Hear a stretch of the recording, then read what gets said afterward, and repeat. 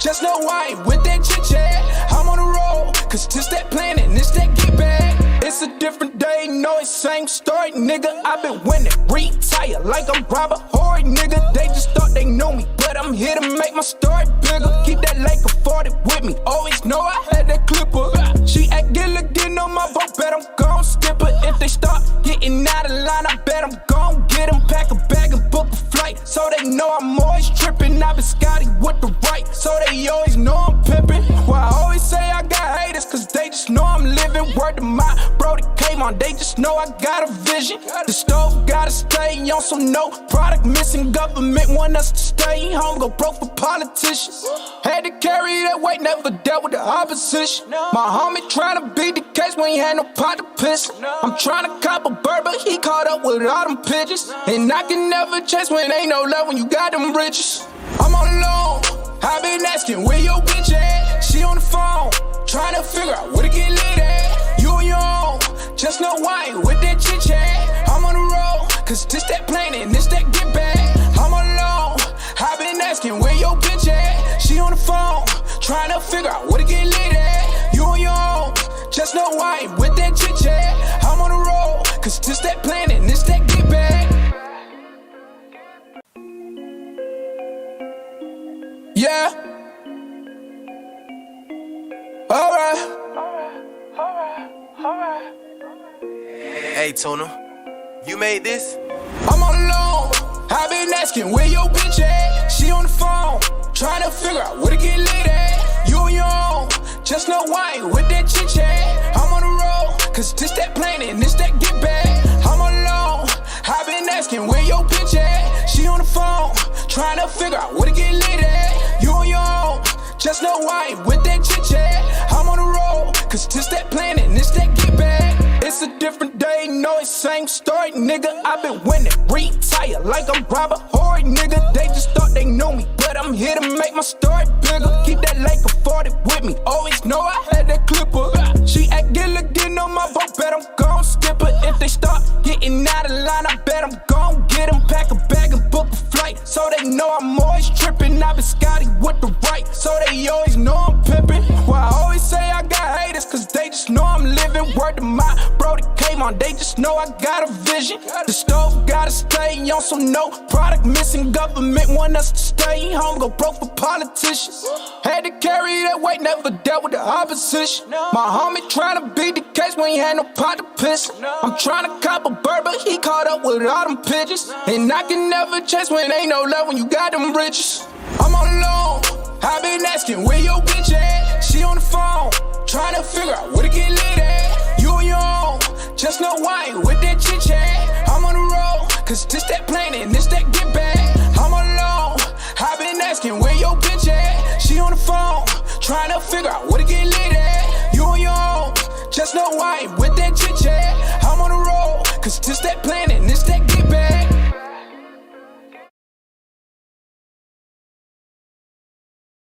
Gotta stay on some no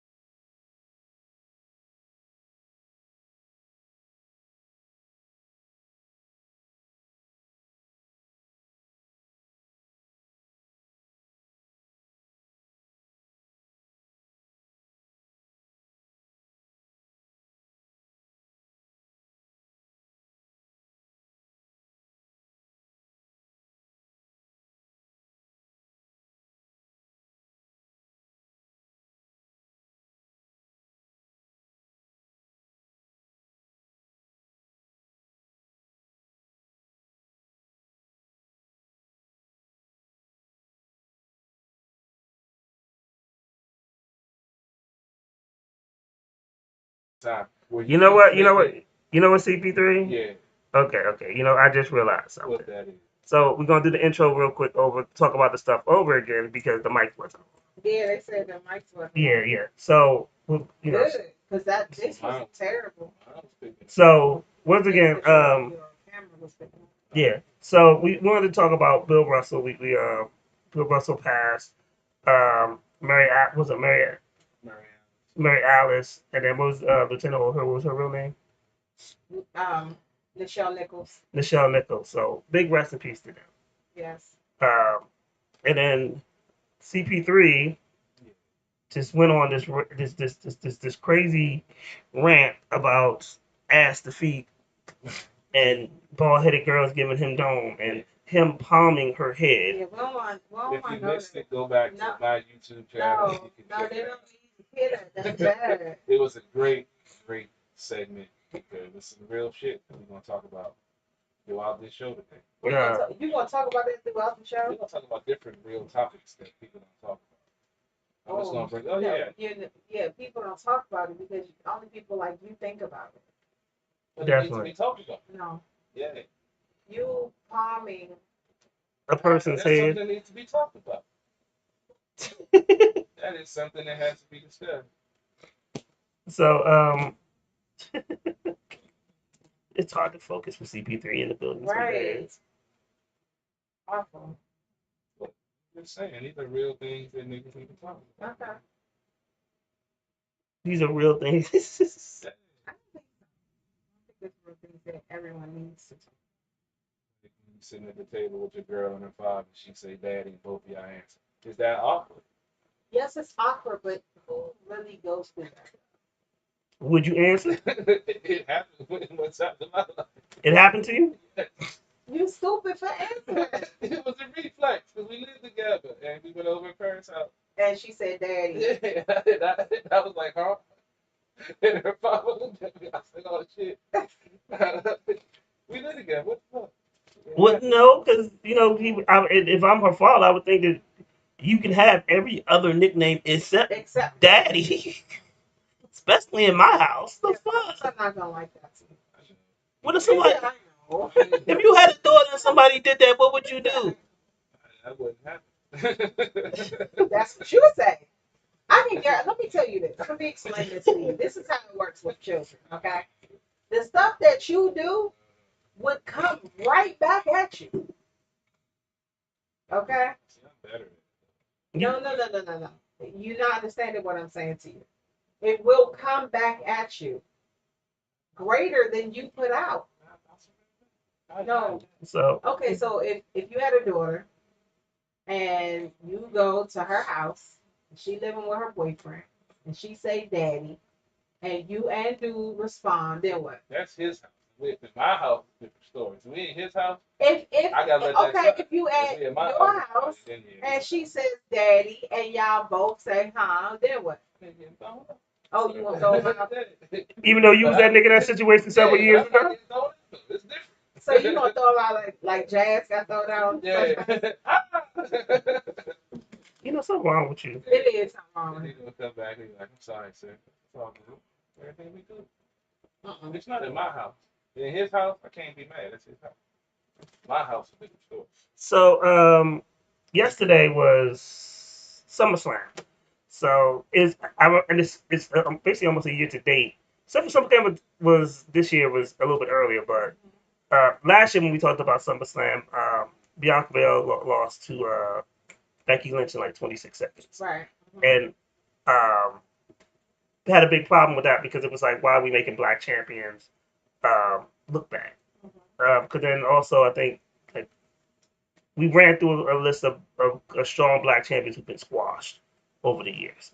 So yesterday was SummerSlam, and they revisit that same match with Bianca and Becky Lynch. Right. Very great match. Very dynamic.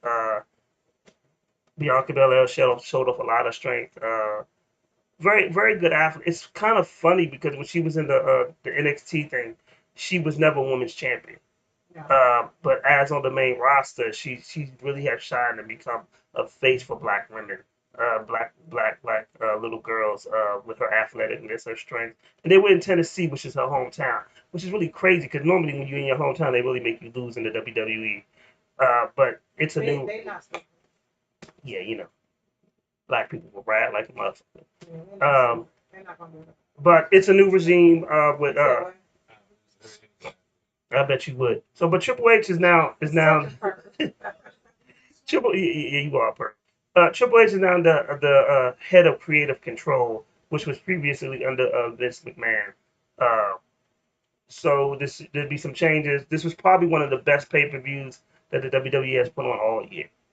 Uh, I think it was just time for to let go of the ring. It was a great match. As Brock Lesnar, and Roman Reigns had a great match. Brock Lesnar lifted up the whole ring with a tractor. But it was very interesting, and it was great dynamic. Um, and as far for a pay per view, it was didn't put me to sleep. But you can just tell the creative writing and the creative direction is going to be moving forward. So it felt really good. It felt fresh. It felt new. It felt the start of different stories, continuations to some. Uh, something that's probably been missing in the WWE for like the last 15 years. Right. So Vince not being in power is probably the best thing for the brand because it couldn't grow under his leadership. He took it as far as it could. He's racist. So Yeah, there's that. he took it as far as he could though. I mean, shit, he's 77. He's had the company for 40 years. I mean, how many new ideas could he actually come up with at this point? No. And he didn't understand how wrestling has changed. Like, not everybody wants to. Like Hulk Hogan was the dude back in the days. Not everybody needs to look like the Hulk Hogan or the Ultimate Warrior. But it was very entertaining. I'm a big wrestling. I ain't gonna say a big wrestling fan. I'm a wrestling fan, not as big as it used to be, but it was highly entertaining. DJ Premier dropped a great album. It's only 7 songs, but one of the songs I believe has Lil Wayne and Slick Rick on it. Good project, solid project, solid project. I was very impressed by it. I mean, over a Premier beat, you can't go wrong. I mean, Yeah. You can. and he got a joint with Nas on it too. On the project, it's nice. It's a good album. But like I said, it's not too long. It's only like 7 songs. So I was kind of mad about that. Like it's like a tease. But it's a solid project. We were talking about another album that dropped. Oh yeah, let's talk about that other album. Mm-hmm. Let's piss off the Beehive. Beehive, whatever they want to be today. So one, Beyonce dropped a new album. And it's a dance album from what I understand. So the chance of me listening to it is probably negative to none. It's not gonna happen. But there was a controversy because Khalees said that part of her song was used, or people were saying part of Khalees' song was used or whatever. And then she didn't give that Beyonce should have contacted her and all this other stuff. Obviously, this is why she's not in the music business anymore because she doesn't know the music business because clearly, Beyonce, who's been around for the last 20 years, has a legal team. When they go into album mode and they need beats and stuff like that, they contact the producer, whoever owns the publishing to that particular beat. She was signed to Star Trek. More than likely, Pharrell still owns the beat because he was her producer at the time. So clearly, why would Beyonce need to contact Khalees about using a beat when she contacted the producer who actually made the beat because Khalees doesn't own the beat? Right. That's the difference. Like if you own the beat, like if someone wanted to use the sample from Hard Knock Life, they can contact Jay-Z because Jay-Z owns the right to use that sample anytime he wants. And he can license it out to anybody to use. If somebody wants to use a Beatles song, they have to contact the Michael Jackson estate because Michael Jackson bought the catalog and the rights to the Beatles. Right. Obviously, Khalees doesn't own the rights to the beat or to her own music because she would have been in the loop about the contact. Yeah. Um, there are people that still get royalty checks off of, I know he's tripping, but that still get royalty checks off of like when a song does big and stuff like that. Um, what's that dude name? So is the Afrobeat artist or reggae artist? What's his name? Burna Boy or something like that? Uh-huh. He just used a sample from Tony Braxton. Right. And he says Tony Braxton gets 60% of the royalty. Right. He contacted her team. That's the proper way. They said, this is what we want. He agreed to it. Right. That's how that goes. And that's how that goes. So that means she owns her masters. She owns her publishing. She owns everything that's connected with that particular project. Khalees did it. Right. Khalees didn't make any money off of it. Yeah, basically. She only made money touring. She didn't make money off of album sales, which has come to light now since she's been kind of going off. Hmm. I'm gonna say this. A lot of artists are given a heads up, but they're not asked permission.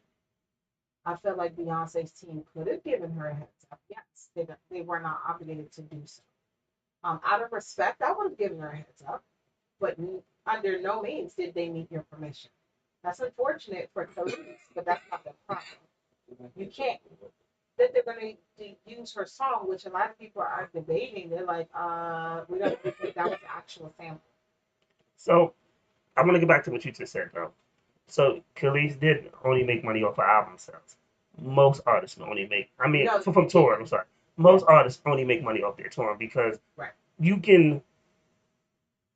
A lot of people who, if you do have great album sales, if you took the advance, you're paying the advance back. Right. And a lot of people albums may not sell, but they tour really good. Right. I remember Jermaine Dupri said, "I don't understand why some of these artists don't tour because that's a whole bunch of money that these people are leaving on the table." Yeah. Which is true, and that was back in the early 2000s. He was like, a lot of artists are lazy and they don't tour. Yeah. You know, understand the business side. one of the things Public Enemy said, Chuck D, salute to Chuck D. He said, man, one of the first things we did when we got signed is got our passports. Yeah. He said, once we hit overseas, boom. Yeah. Because and honestly, a lot of artists, that's where they make their money overseas. Because we're so fickle out here in America, we will forget how great an artist is. That's why Wu-Tang did so much overseas. Man, they would go to Japan. They would go to all the lyrics. Yeah. Every song that they did. But no Wu-Tang did. And they got their little outfits on and they ready, But even so, even embracing the music, when hip hop that we called was old or old school, whatever, if you would go overseas, they were still loving Run DMC. They were still loving, the Public Enemies and stuff like that, the Naughty by Natures and stuff. Appreciation to them because they don't get it. Right. Yeah. So it was it's definitely something. Now back to Beyonce. From my understanding, I guess this album sounds like it was executive produced by Drake's last album because there's nothing but a whole bunch of dance music.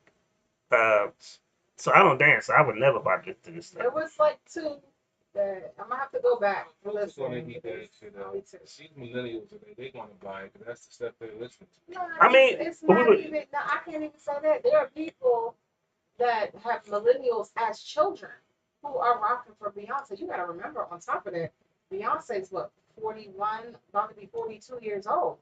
Yeah. And you got people that came up along with her, or maybe even older than her, that rock with her. I mean, So it's not just millennials. There are people that no matter what she do, No, Yeah. even for this album, no matter what you do, because when I listen to the album, I think back to when we had house music and all of that Yeah. stuff. You did, but you can acknowledge that it came out a long time ago. Favorite song this time. Right, I but bet it how old was. think about it, how old was that? So if you Oh, look yeah. back to that time frame, you got people that were really into that scene a long time ago, and they're just probably eating it up now. They used to go dance to that shit. Yeah, that's the only reason why you like that song. You Yeah. didn't actually like the song. You just You like like what the freaking. song brought about. Well, I like You the just song like the too. way the women danced to the Well, song. actually, I heard the song on Reddit before I actually seen it, and they And danced. you to it. responded You heard it on a to what? Well, I was at work, and And it was late night. How did you respond? It was like time for percolate. Like, oh, this shit, I'm trying to get hyped up when you pull in the order and shit. Like time for percolate. My niggas like, that's a dance song. They be laughing in the club. Like, for real, like, man, I'm trying to wake the fuck up and get the fuck out of here.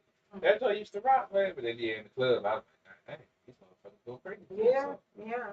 So at the same time, you probably should like the Beyonce album because if you go to the club and they play these songs, you might see some things.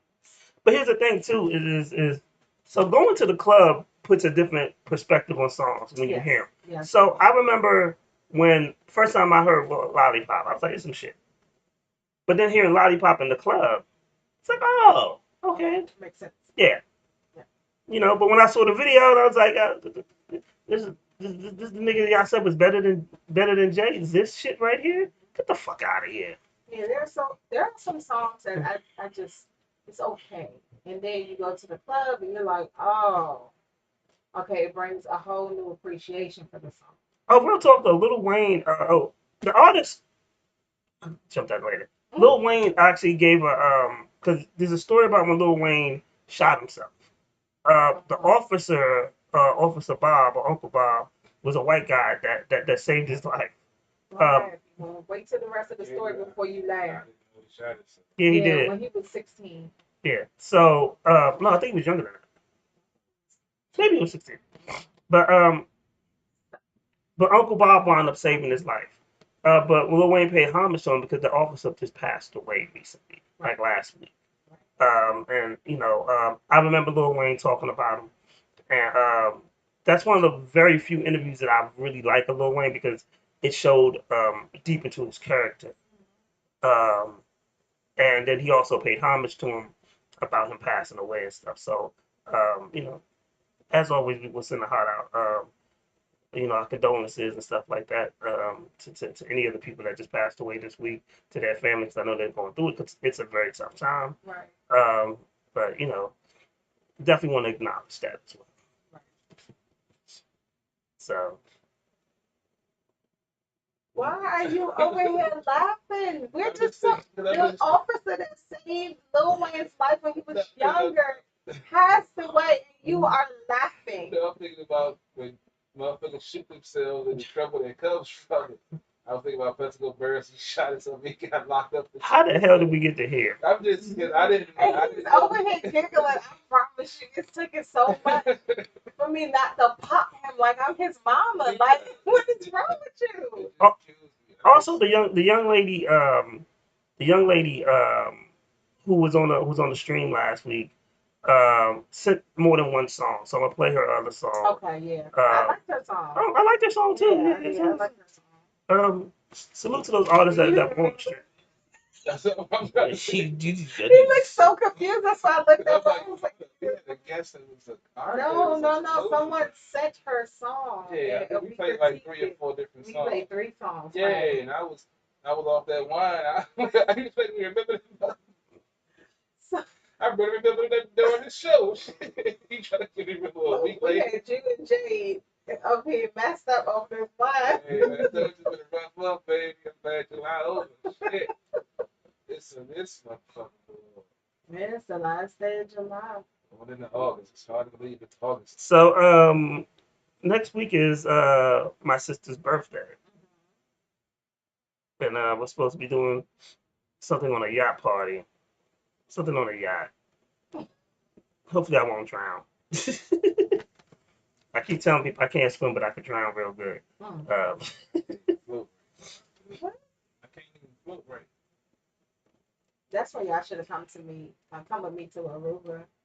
The salt in the water helps you float really easy.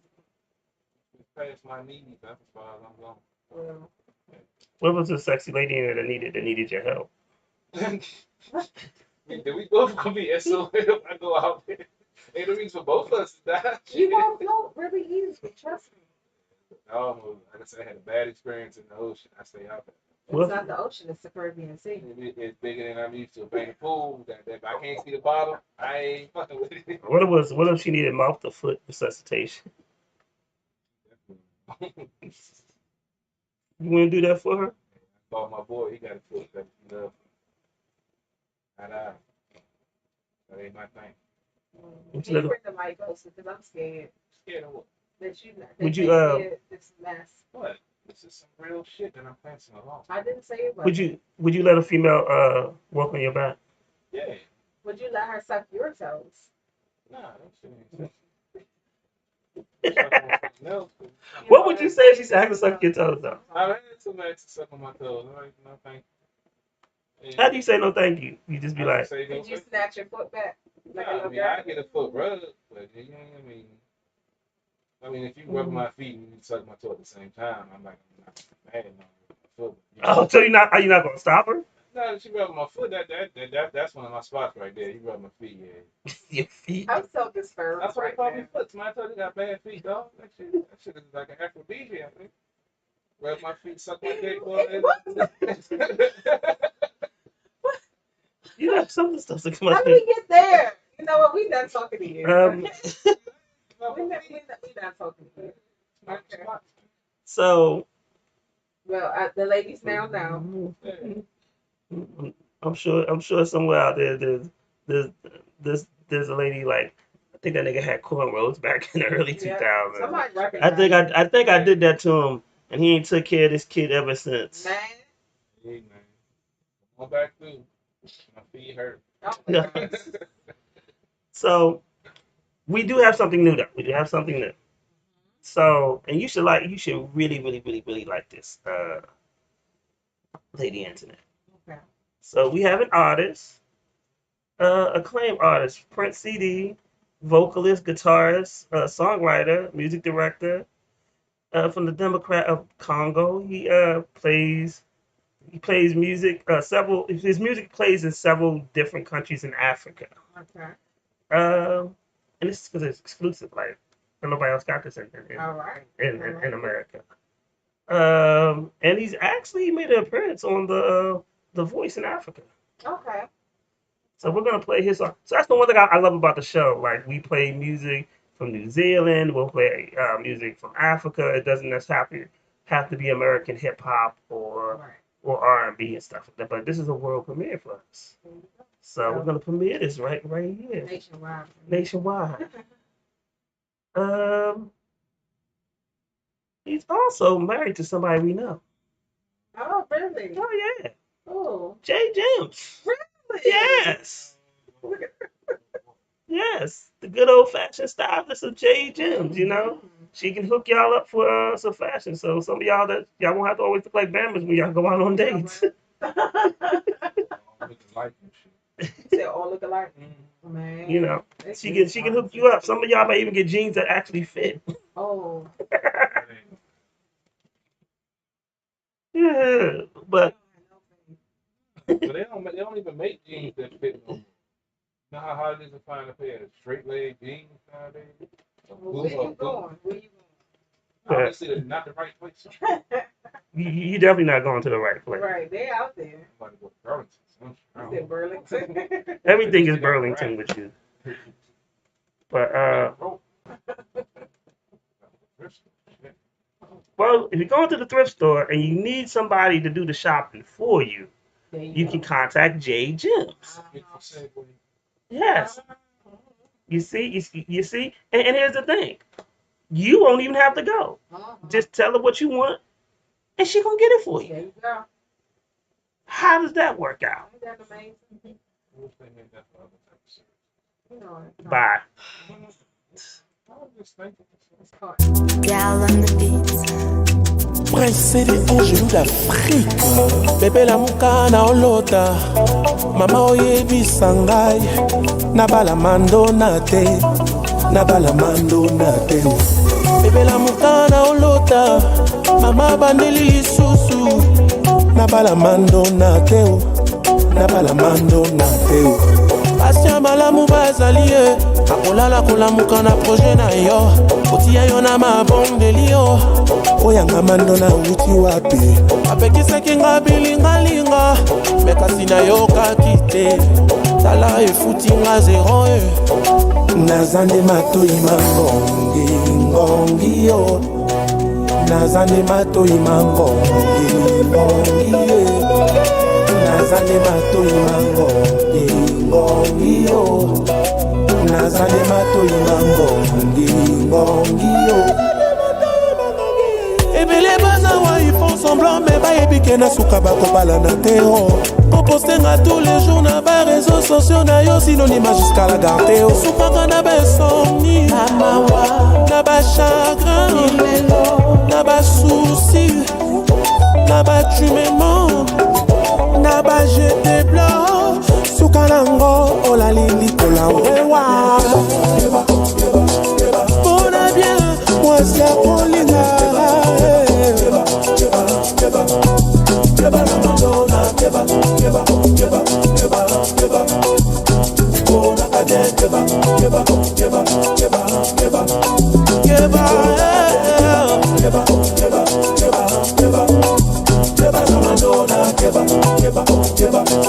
Bakota mabele likolo kozanga koyeba kopona. Keba keba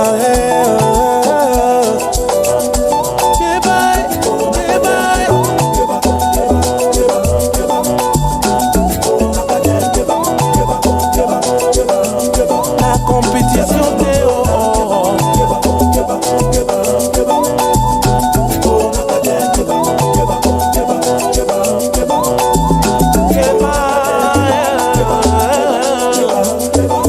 La compétition Théo.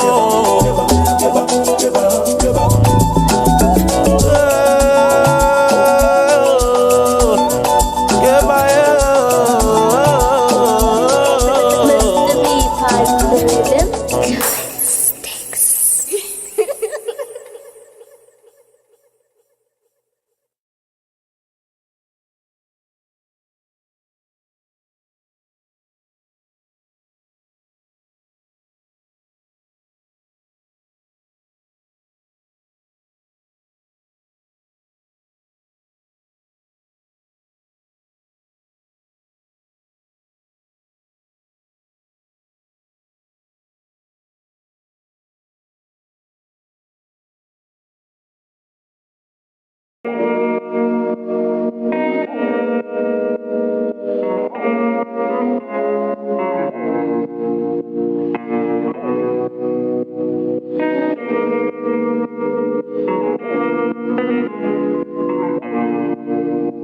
She was a bright-eyed star out of Sacramento. Said she used to know me, went back for info. Said she know her way around an innuendo. Got an eyeglass score, but the score's a hit though. Last girl gone, she was sick to mental. Got real bored to the instrumental. Said she might not whore, but the whore's a nympho. Rapping what you gon' do when you miss, baby girl. But it never sound cool, so I switched the tempo.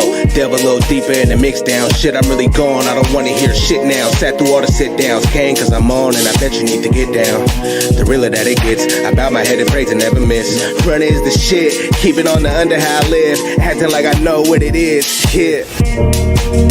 Come down, take off your coat And get high, free, yeah. Stop the world, like get a load of me. Hold me down, I'm where I'm supposed to be. Take a breath, yeah, God has chosen me.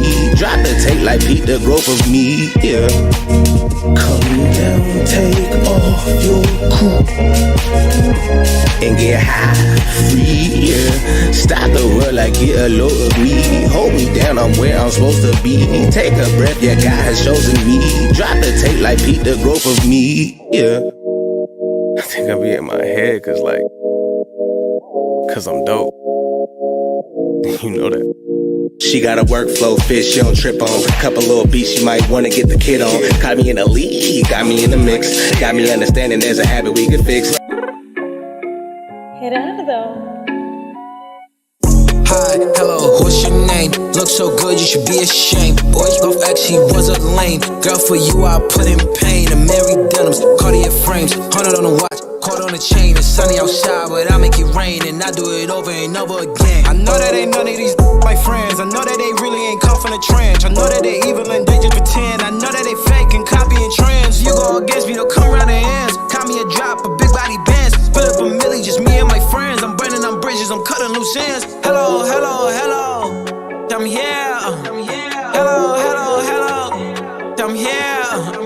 Hello, hello, hello, I'm here. Tell my haters be aware, yeah, the end is coming near, yeah.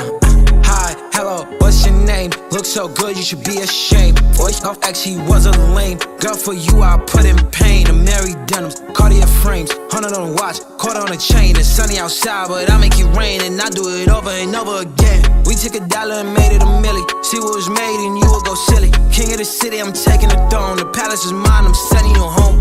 My earth, throw me a bone. I hit your line, answer the phone. We with the gang, I'm never alone. She love my smile, expensive cologne. All these bands on me, I'm handsome.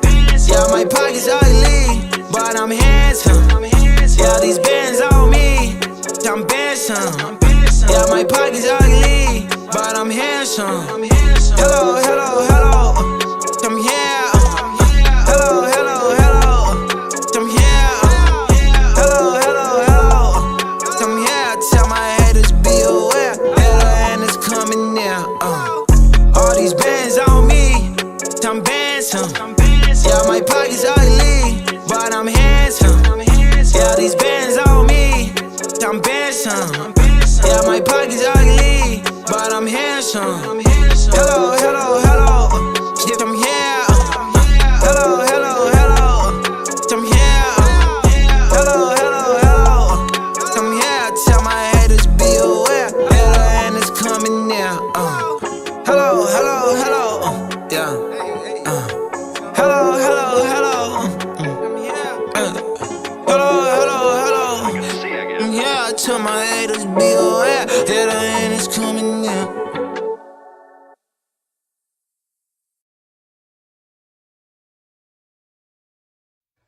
I want you to get this fuck where he breathes. I want you to find this Nancy boy Elliot Ness. I want him dead. I want his family dead. I want his house burnt to the ground. I want to go to the middle of the night. I want to piss on his head.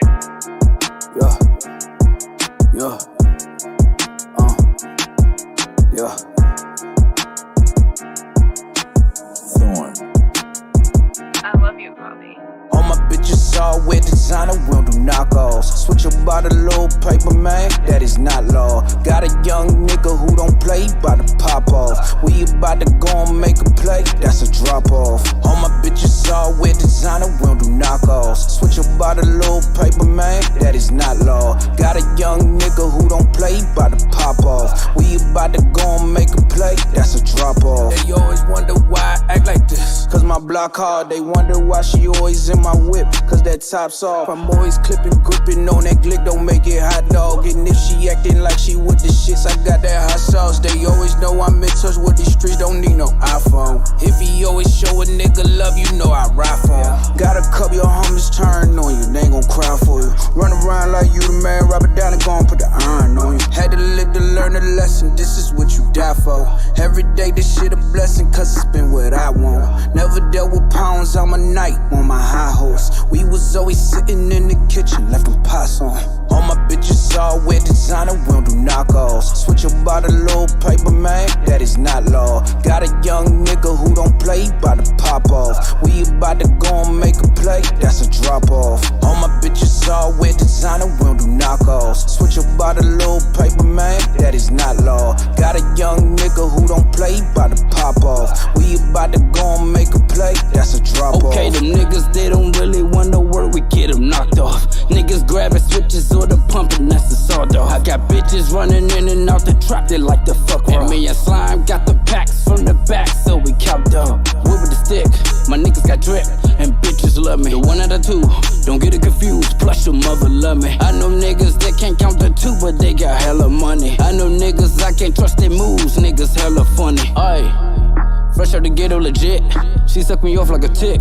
She love when I hit and don't miss. She love when I pull up to the curbside. Tell her show me her tits. He fresh off the perk, he stuck in the jam. He about to run in your shit. Yeah, yeah. All my bitches all with designer, we don't do knockoffs. Switch about a little paper, man, that is not law. Got a young nigga who don't play, bout to pop off. We about to go and make a play, that's a drop off. All my bitches all with designer, we don't do knockoffs. Switch about a little paper, man, that is not law. Got a young nigga who don't play, bout to pop off. We about to go and make a play, that's a drop off.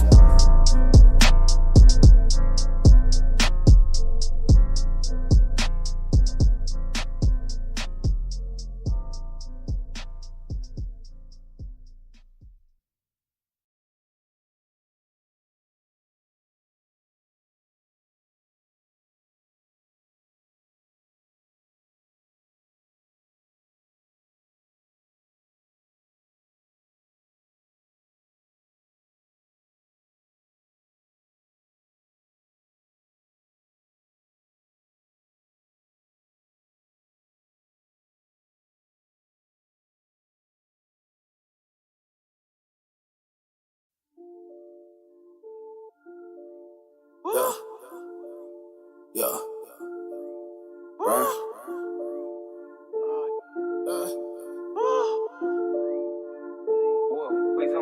They mad that we already ready. They mad that we already ready. They mad that we already ready. Yeah. They mad that we already ready. When I walk through, they say I'm a stepper. Seeing me, I just step in Giuseppe's. These goonies gon' clip out the metal. Yeah, you know that we rollin' real heavy. That I need to go get me a bezel. Getting wet cause of all of this fatty. Talking shit cause I really don't have to. Feeling like I've been back and I'm better. Don't fuck with these rats cause of this cheddar. Way too cocky to always be jealous. Make your moves and just watch who you tellin'. I move different, I dealt with the felons. Y'all talk too much, you sounded like Ellen. Sick and coughing, I go put the nail in. Bout to cheese like I work in the deli. Billing check cause they never could read me. Feed the block and I never be greedy. What they mad cause I make it look easy. Back to back and it feel like a three-peat. Stop approaching us like you just know us. Wake you up like you drinking some Folgers. Never got time for all of these poses. Get ahead of me, you gonna hold her. They mad that we already ready. When I walk through, they say I'm a stepper. Seeing me, I just step in Giuseppe's. These goonies gon' clip out the metal. Yeah, you know that we rollin' real heavy. That I need to go get me a bezel. Getting wet cause of all of this fatty. Talking shit cause I really don't have to.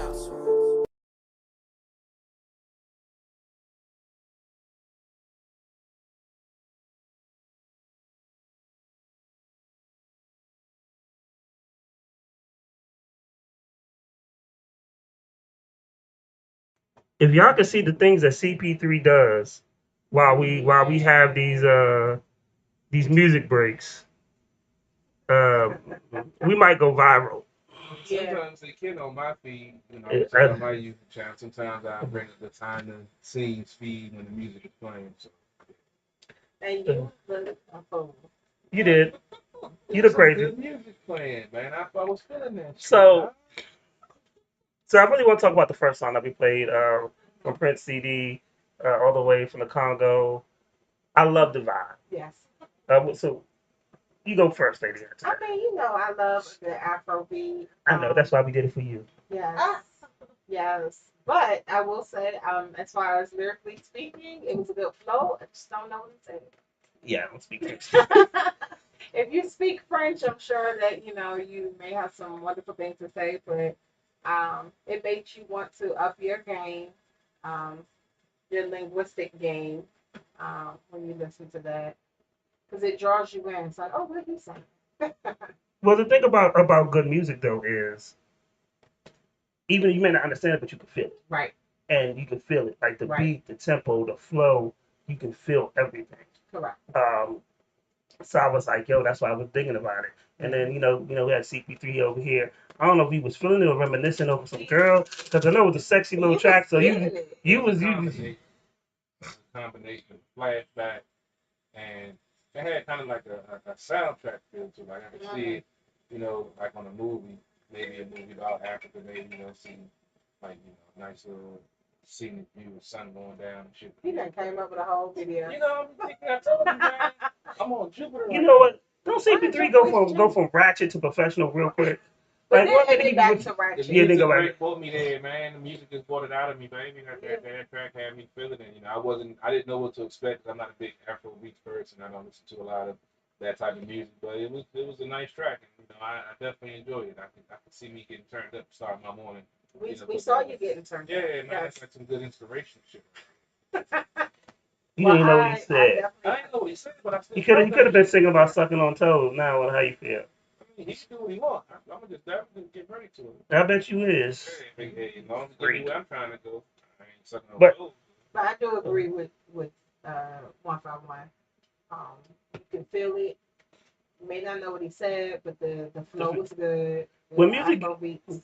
Honestly, most of this modern rap, I don't know what the fuck they say. So, I mean, But no, honestly though, music like when it has a feeling to it, it's something about it. So it's a universal language. So when you have something that you can feel and you definitely like, you know what? I feel the vibe. I feel, you know, the concept, the vibe, the energy. It's something that you know that can be worked out. So we got a special guest in the building. Yeah, he actually put me to work. That's why it was taking so long. But I saw this gentleman about 2-3 weeks ago. Actually, we were just talking about it last week. CP3, can you do me one favor? Could you close that door and hit the thing to so this young man, he basically, well, I'm be honest with you. So when I saw him, when we went to the event at Martini's, he just kept moving and moving and moving. I thought he nigga worked there. I'll be honest with you. Who the fuck? And but then we noticed, you know, his vibe and stuff. And he just watching him and stuff. So I watched him, and then when I figured out he was actually there to perform and stuff, I was like, okay, you know. So I took a little bit of pictures and stuff, and I don't know if I asked him or he came by to take a picture, said he would take a picture with me. And then he asked about the picture, and he was like, I was like, well, follow at the bar, and you know, once I post, I'll tag you and stuff, and I'll send you the picture. Right. He immediately did it.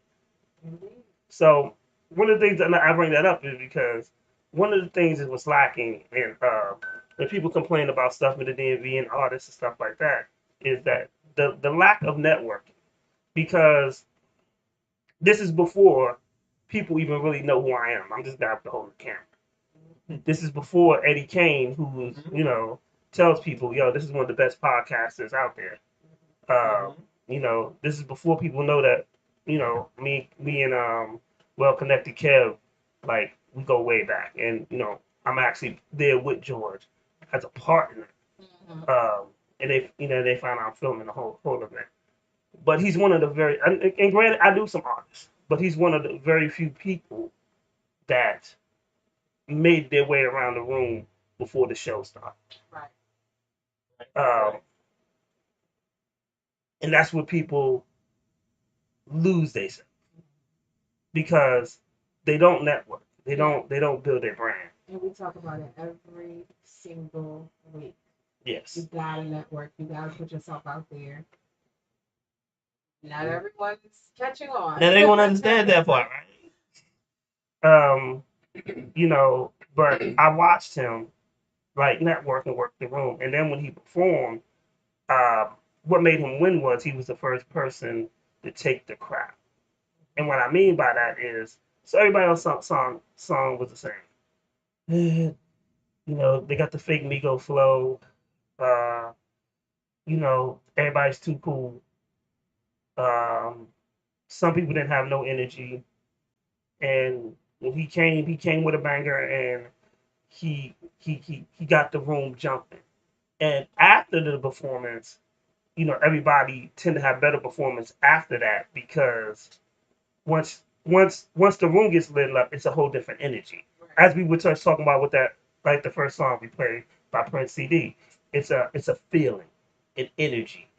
And once he did that, the room changed. So then, by right, like I say every, but most of the artists afterwards had a different feel and it had a different energy now because they're trying to make their performance similar, equally, or even better.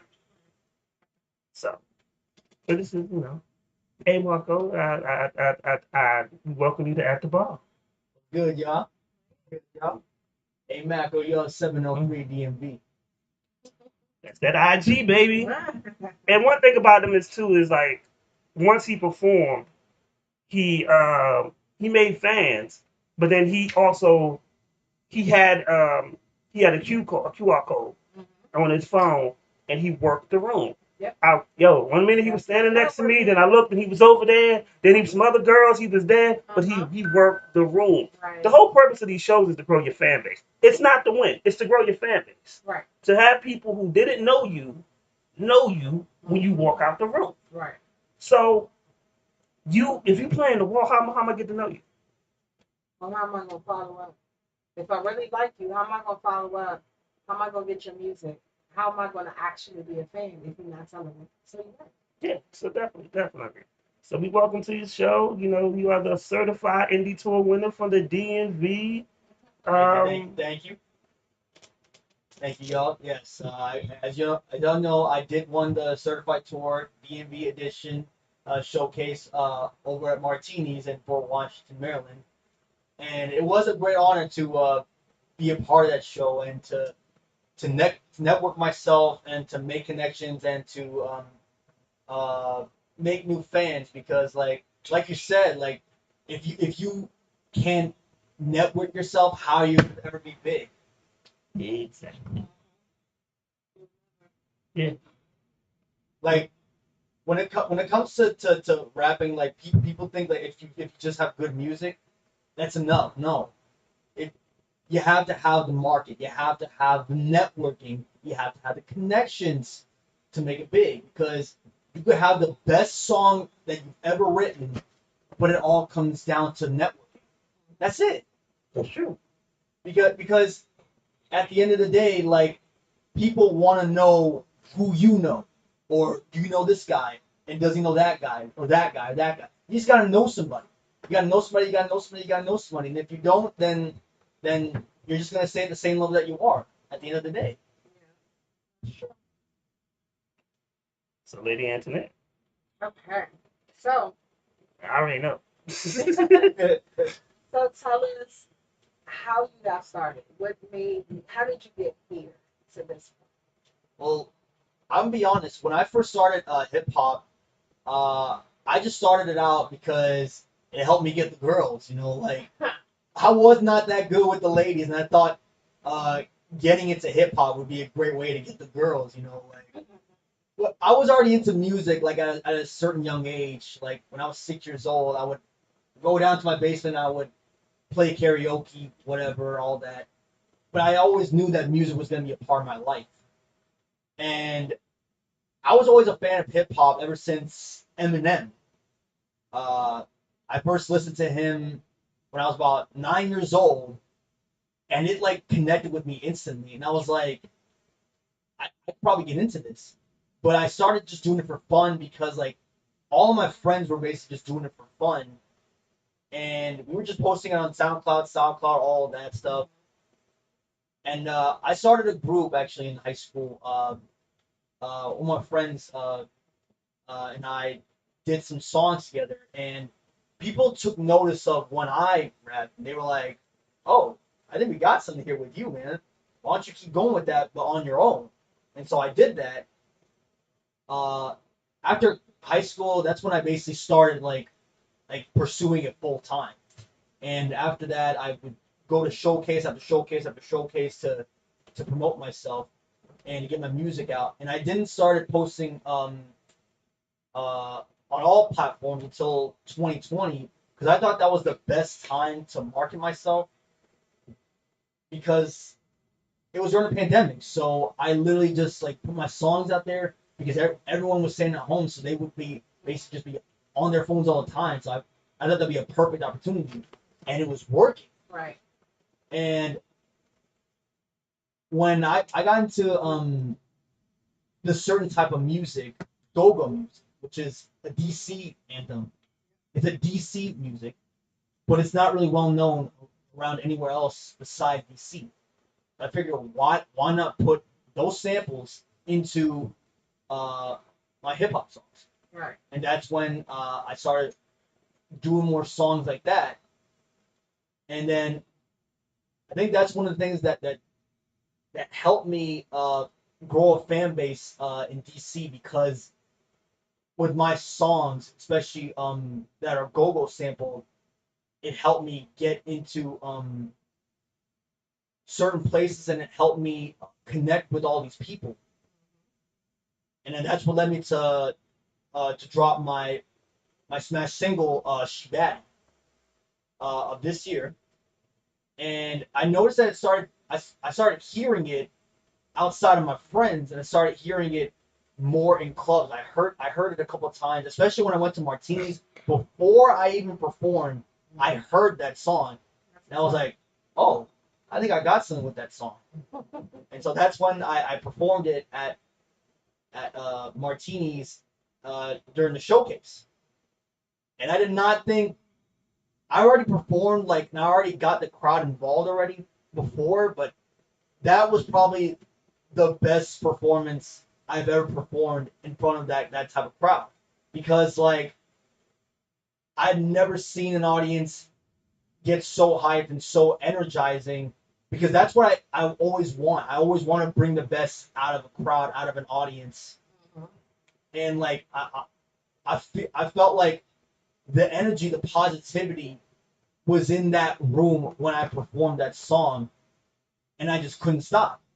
But granted, I did, like, had to cut my set short because I was about to, like, literally get sick and stuff. I'm about to throw up and whatever. So that's why I had to stop the show. I had to stop my show. But everyone was so hyped about it, like they didn't even care, honestly. They did not care. Like that. And I was a little disappointed. I couldn't finish the whole show, but I was glad that my performance set the bar for after that. But I try my best to see. Granted, it's when I was at the showcase, I was really focusing on other artists too, because like I didn't want to just focus on me. I wanted to focus on other artists, and I noticed that they were not getting that kind of vibe from the crowd. So I tried my best to get the crowd involved while they were performing as well, because like they had good songs too, but they weren't getting the best from the crowd. So I tried to get the crowd involved as much during the show. And granted, was it as good? Was the crowd as good afterwards? Maybe not, but I like that they still participated every single time I tried to get them involved with it. But you know, that's a form of you networking too. You were working the crowd even before you went up or even after. So by doing that, the crowd now sees your face. They know you. They know the energy that you have. And it's actually a positive thing when you're trying to get them to support the other artists too. So that's a good thing. Can I chime in here real quick? So I will tell you like this: 60% of the artists don't know how to pick the right songs. Just off the bat. Right. Not every song is a performance song. The songs that we make that's riding at CP3 like smoke music, riding. but that's the thing. So there's artists that your smoke music song may not be.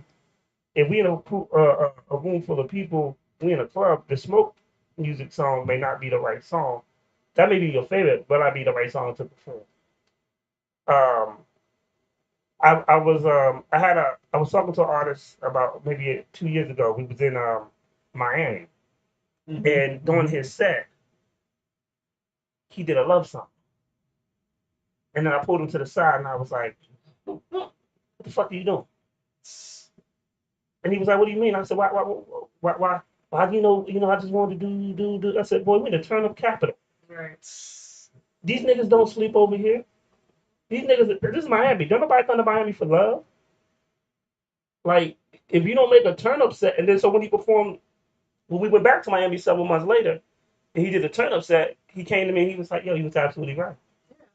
But that's because 60% of these people, artists, don't know the right set or the right music to actually pick.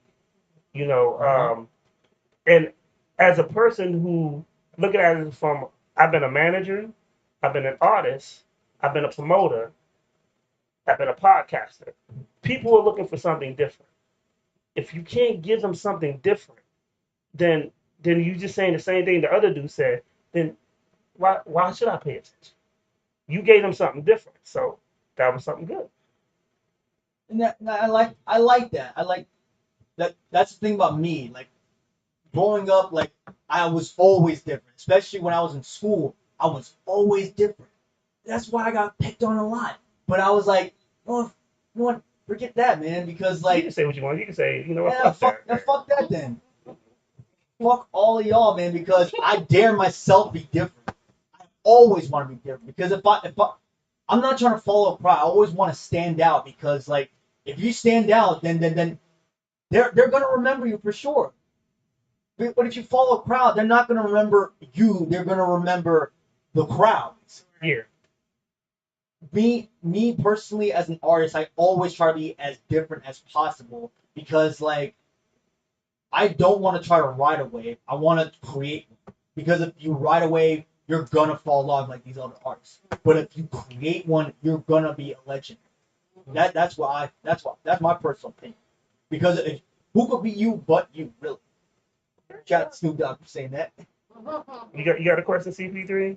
You looking kind of in deep thought, or I don't know if you just twisted. Good with the both. Combination. Yeah, good with the both. I'm actually very impressed with what he's been saying. Like you said, he incorporated the go-go in it to open up to another crowd and get him into places he wasn't getting into before. He's understanding, getting a different demographic. He's understanding how to, like I say, make his mark. And that analogy was beautiful. You said about creating your own wave and not riding it if you're going to fall off. You spend some knowledge. And I'm not going to say I underestimated you for the interview, but I'm very impressed with the way you started off with some of the things, the way you're looking at it and the way you approach it. I'm very impressed with the way you handle it. That's the journalist. CP3 has like 6 different voices on the show. That's the journalistic voice right there. He brought it out, man. So he brought the okay. He brought that. I was like, oh shit. It's not gonna last long. It's not gonna last long. It's gonna last long. It is a good voice. Just like an old. It's gonna change in about 30 seconds. So yeah, just I get that good professional put out now. The rest is gonna be ratchet. Okay. Good quote, man. So, my favorite question is, what is your Mount Rushmore? Mount Rushmore. Ooh. I'm definitely going to get some heat for saying this. So my Mount Rushmore. All time. Yep. I got Eminem. Okay. I got Biggie. Okay. I got lately Lil Wayne. And I got Jay-Z. Those are my 4 guys because they inspired a whole generation, and nobody had seen anybody like them before or since. So here are my reasons for it. But let's. No, it was good. It was fine. It was fine. Much worse. But let's. I just want to break it down though. So what made you choose Eminem? Eminem. Before him, hip hop was considered just one race. But when he came in, he made it seem like hip hop was diverse. It was diverse ever since then. And he was an underground guy. And when he got mainstream, he wasn't hated. Because like people thought that mainstream hip hop at that point was too pop or whatever. But when he came in, he changed that entirely. And his freestyling and his punchlines, they're some of the best I've ever heard. And his storytelling from where he came from to where he is now, that inspired me. Okay. Like literally before my first name, A Mako, my first name was actually Infinite because of Eminem. And I'm not ashamed to admit that because like Eminem has inspired not just me as a rapper, but as a person. Can I teach you something real quick? I know you're gonna do it because I was gonna say it too. Eminem was inspired by someone. It's true. First of all, hip hop has always been diverse. Mhm. Blondie, the Beastie Boys come out in '86. Fight for the Right to Party. You House of said- Pain. I hate to say it, Vanilla Everlife. Ice. Even that. No. I mean, real talk. But, you weren't there because you said but- you were 9 when you were listening to Eminem. So I know you weren't there for Vanilla Ice. But That's true. Everlast had a solo career before he did Whitey Ford, he did the blues, and then he did House of Pain. Right. That is true. And House of That is Pain, Jump Around Circus played everywhere. Yes. Still to this day, yeah. Yeah, to this day. Yeah. Not surprised. But you know, like I said, Debbie Fab Five. With the first time I heard the name Fab Five Freddy, you know, she does it in the song. Yeah, Blondie. Blondie. So hip hop has always been diverse. It's just been looked at as mainly being black but it's been diverse. It's we can go to Cypress Hill. The other day I was riding with my good friend DJ Grip, and Kid Frost came in. This is for the roster, and I was like, you know, I was like, oh yeah, his brother is Mellow Man Ace, who had Mentilosa. This lighter shade of brown. I mean, I'm a hip hop head, so I can just name Group Tupac. Who is black? I'm talking about diversity. Yeah, he put a different sound. I was the bass head. We talked about this time base here. You have to change that. People that know me know the fuck I am. Okay, Yeah. but people are listening who don't know So- you. He likes So the hip bass hop, yeah. So hip hop has always been diverse. It's been mainly black people have done hip hop, but it's always been diverse. A lot of people don't recognize it as being diverse as it is.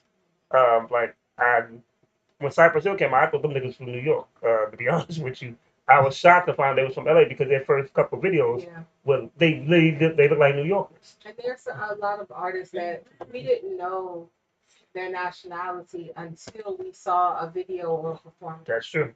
That happens a lot Yeah. in music. And so with that said, it was very diverse. And Eminem, he wouldn't have been as accepted as he was had it not been for all those acts before him. Yeah.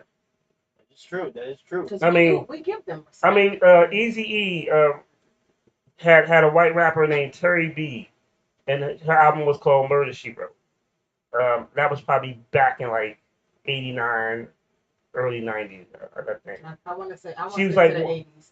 yeah, she's like one of the very first female white rappers to come out. Actually had the album. Really? She had an acronym. She had an acronym for bitch. It was like being in total control of yourself. I like that. And she was actually pretty dope. Eazy-E, he always knew how to find talent. He did. He did. Like guys from he knew guys from Dr. Dre, Ice Cube, obviously NWA, but Bone Thugs and Harmony. Yes, He knew them too. It's one of his biggest.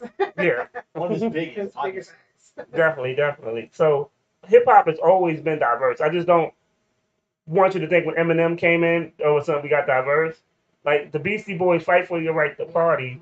Beastie Boys, Cypress Hill. You're making me think about it now. Beastie Boys actually opened up for Madonna. Yeah. When Madonna, and Madonna fans hated them, and they hated Madonna's fans, but they would still open up. They would throw shit at the Beastie Boys, Yeah. and they didn't care. Hey, Beastie Boys though, people need to understand. Beastie Boys did change a lot with hip hop as well, especially with Def Jam too. That's another thing too. Yeah, they weren't Def Jam. Def Jam, man. Like Beastie Boys, man. They were probably in my opinion, the best hip hop group of the '80s, and that's probably debatable too because you got Run DMC. Yeah, they did. All that. I can't give you that one. I can't give you that one. I mean, we got Run DMC. We've had a guest on our show that I feel like his group would be crowned. Okay? Furious Five. Oh, the Furious Five. We wouldn't have to. We had to interview somebody from the Furious Five. Yeah. Furious Five. Yeah. Hey man, the The Furious Five. The message. The message, man. That's definitely my top 10 favorite hip hop songs of all time, man. But I mean, it's so many. But once again, it's all subjected to opinion. Yeah. Doesn't It's mean true. doesn't mean about. I just wanted. We love these moments because they're teachable moments. Because It hip hop teaches is us a lot. It teaches us a lot about hip hop. hip-hop. Yeah. and Right, what we but know. But your Mount Rushmore tells us about you. Yes. Because those are the people that inspired you in some way, shape, or form. And you said, you kind of hesitated when you said Lil Wayne. Trust and believe, we've heard Lil Wayne before, and we're okay with it. I'm not the biggest Lil Wayne fan, but I mean, I'm okay with it because I understand that he opened the door for some people. He has inspired some people. He's not inspiring to me, but he probably is you. And it's not just because of hip hop wise. It's all because of market wise too. Mm-hmm. Because he did like discover talent, obviously from Drake, Nicki Minaj, and all these other guys Right. that came after him. And that's also why I put Jay-Z on too. Because market wise, he was a genius. Yes. He had all these labels that passed him on, and then literally he created his own platform, and it literally made him basically a billionaire now today. Well, one thing about Jay-Z is that he understands the business of the music business. Yep. That's why he surpassed a lot of people. It's not even because of his lyrical skills, because he understood the business side. He knew one of the greatest lines he said was, "Can you match a triple platinum singer with one of your single going though?" And really, because he had ownership back then, he could. But that seemed the longer picture. We when we had these conversations and we talk about people who understood the long game, like he understood about distribution back then, rather than getting signed. Like when they tell the story of when he left Party and he because he wanted 2 million because he knew his album could do greater numbers with a bigger budget. Party told him no because Rockefeller was originally on Party. And then when he saw the dude from Party, he threw him the peace sign. And he's like, yeah. I thought that he was just telling me peace, no hard feelings. No, he was telling me, nah, nigga, I got that 2 million. Right. And that's what Def Jam gave him. And then Def Jam wound up getting bought out by Universal and stopped his road out there. But it's understanding the long game. Investments and like I was just watching something the interview he did with Kevin Hart. Right. And he was just talking about, Ace of Spades. He said, yeah, I own 50% of it, and people were like, well, why do you just own 50% of it? He said, we partnered with a major champagne company. He's like, would you rather own 100% of nothing or 50% of something that's successful? Right. But that's understanding the business. A lot of people want to be CEO of nothing. And because they don't understand the business. They're like, oh yeah. You will look on IG got 1,000 CEOs, no income of what they CEO of. A lot of people they just LLCs, but they ain't brought no business Right. because they don't understand what it is about the business. So Jay-Z is very smart at doing that. Like he understood. M's smart at doing the business too. Like he's like Shady 45. These people that looked outside and created lanes that will have residual income whether they rap or not. Right. At this point in their career, they can go double wood. It will make them different because it's not going to affect their bottom line. People don't understand though that these rappers they're actually smarter than people think. Well, most of them. Not all. Obviously, most. Yeah, I was gonna say that. Yeah, most. Like you said today, he just brought the street business sense to the corporate side. Like the distribution and getting out there, so it's incorporating what they learned and what they came up in and learn how to incorporate it into corporate America. And that's the genius part of it. And that's what I wish more minority folks that do have positions would do to help try to get other folks some of that residual income. Definitely. Right. Definitely. You are so right about that. That's all I got. You got anything else, Lady Internet? Tell us the feeling, the kind of just raw emotion when you won And where do you plan to go next with your career? Well, when I found that I won, I didn't really see it like yeah, it was a big win, yeah. I always look forward to the next. Like, okay, yeah, I won, so what's next? Like, that's my mindset. Like, it's just one step to the next, because like you can't like be soaked into that one moment, because there's always gonna be something more, something bigger. Like my mindset is once you get to that destination, there's always gotta be something next. Like I always tell myself that don't get into so what I'm looking for. Don't Trying to get into the hype of it. don't get into the hype of it. Yes, thank you. Don't get into the hype of it, because if you do, then you're gonna fall. So what's next for you? What's next for me is I actually have some people that are reaching out to me about doing concerts. Okay. So, and that's a great way for me to again build a fan base, and make connections, and network. And so that's my mindset right now, is keep going and to make more connections, build a fan base, and network. And So you're going to be doing some more performances coming soon. definitely more performance, for sure. That's probably obviously the best way to promote myself. Right. And I obviously want to make more music with go-go music, and that's because DC has great artists, but people don't know that. Right. We have great music here, but I want to be able to share that. I want to be able to just share it with the world. So I got well, you got a question, CP3? No, you good. So with the so as a person that used to sample and produce and stuff like that, are you getting the samples cleared through the bands and stuff? So you have the samples cleared, like you have the paperwork for like the samples to be cleared to be used, because that's actually that is tricky actually, because like if you get these samples, you need to get them cleared, because if you don't, it's gonna come back, and they're gonna like I mean, cause that's what happened with the big beef with Jay-Z and Essence. Yeah. He took their 3 in the morning. Yeah. Can't pick up the scenario song. Yeah.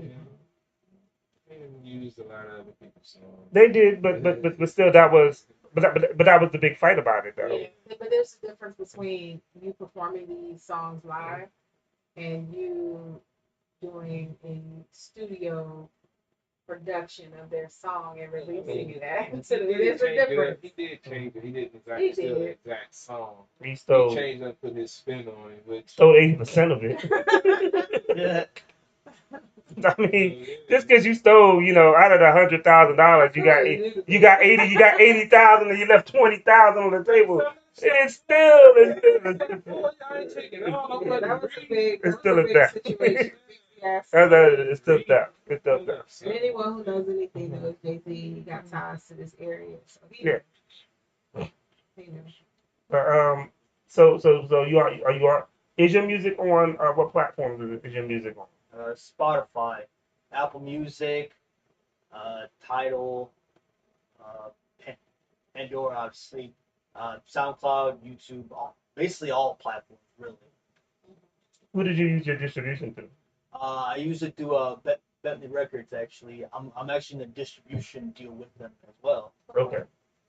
And I'm able to release all my music as well.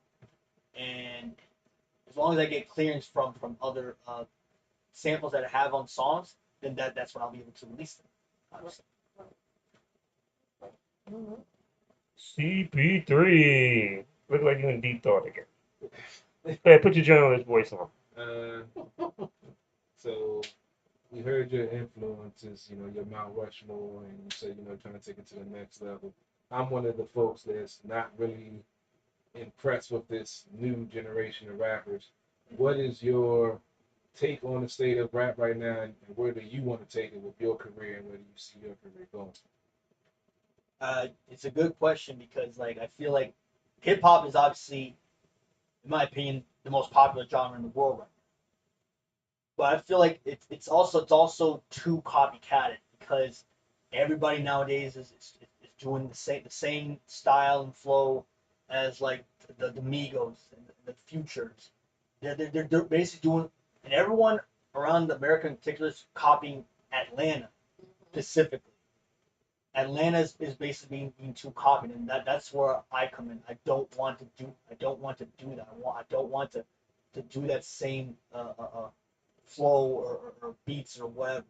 I try to be again as different as possible, and that's where I think I can come in, and that's to try to introduce new sounds, which is why I say I'm a go-go movement. And it has to be done right too, because if it's not, then it's not going to work. Right. That's true. It was a deep question, CP3.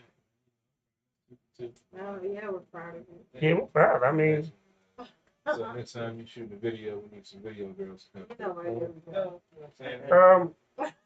so I was gonna play the video, but the video's not there no more. Oh yeah, it's not there anymore, unfortunately, because I actually am doing another music video for it, actually. Oh, so you keep an eye out for that. Actually. Okay. okay? Because we just don't play the music; we play the videos here. That's too. true. That's true. Um, The audio is on YouTube too. That's all right. You said the audio's on YouTube as well? Yeah. Oh, okay. but I mean, they can stream it on any other of the platforms too. Right. So, but your music's on Amazon as well, right? Amazon, all that. Give me 5 do's and 5 don'ts of the industry that you've learned so far. 5 do's and 5 don'ts. Yeah. Okay, so that's a good question. Do market yourself, obviously. Do like do work with other artists as well. Find like any artist you can find to work with, because they can, if they have a fan base, they can help you introduce you to their fan base, and that's how you get them to become their fans as well. That is true. I think that was 2 so far. I think 3. Try to find new styles every single time you create a song. Don't do the same style in one song. That's what I try to do every single time. Every time I create a new song, I don't like do the same as the song before. I try to do another style after the next, to try to find that perfect style that would basically take my career to the next level. And then once I do that, then I try another style. Don't like stick with the same style. That's the problem with DaBaby, by the way. That's why I don't like DaBaby personally, because like he does the same style basically. 4, be humble about it. Okay, if you do start getting a little success, don't be humble about it, and don't forget to be honest. Because if you don't, you're gonna become an asshole. You're gonna be selfish. I don't want to do that. Right.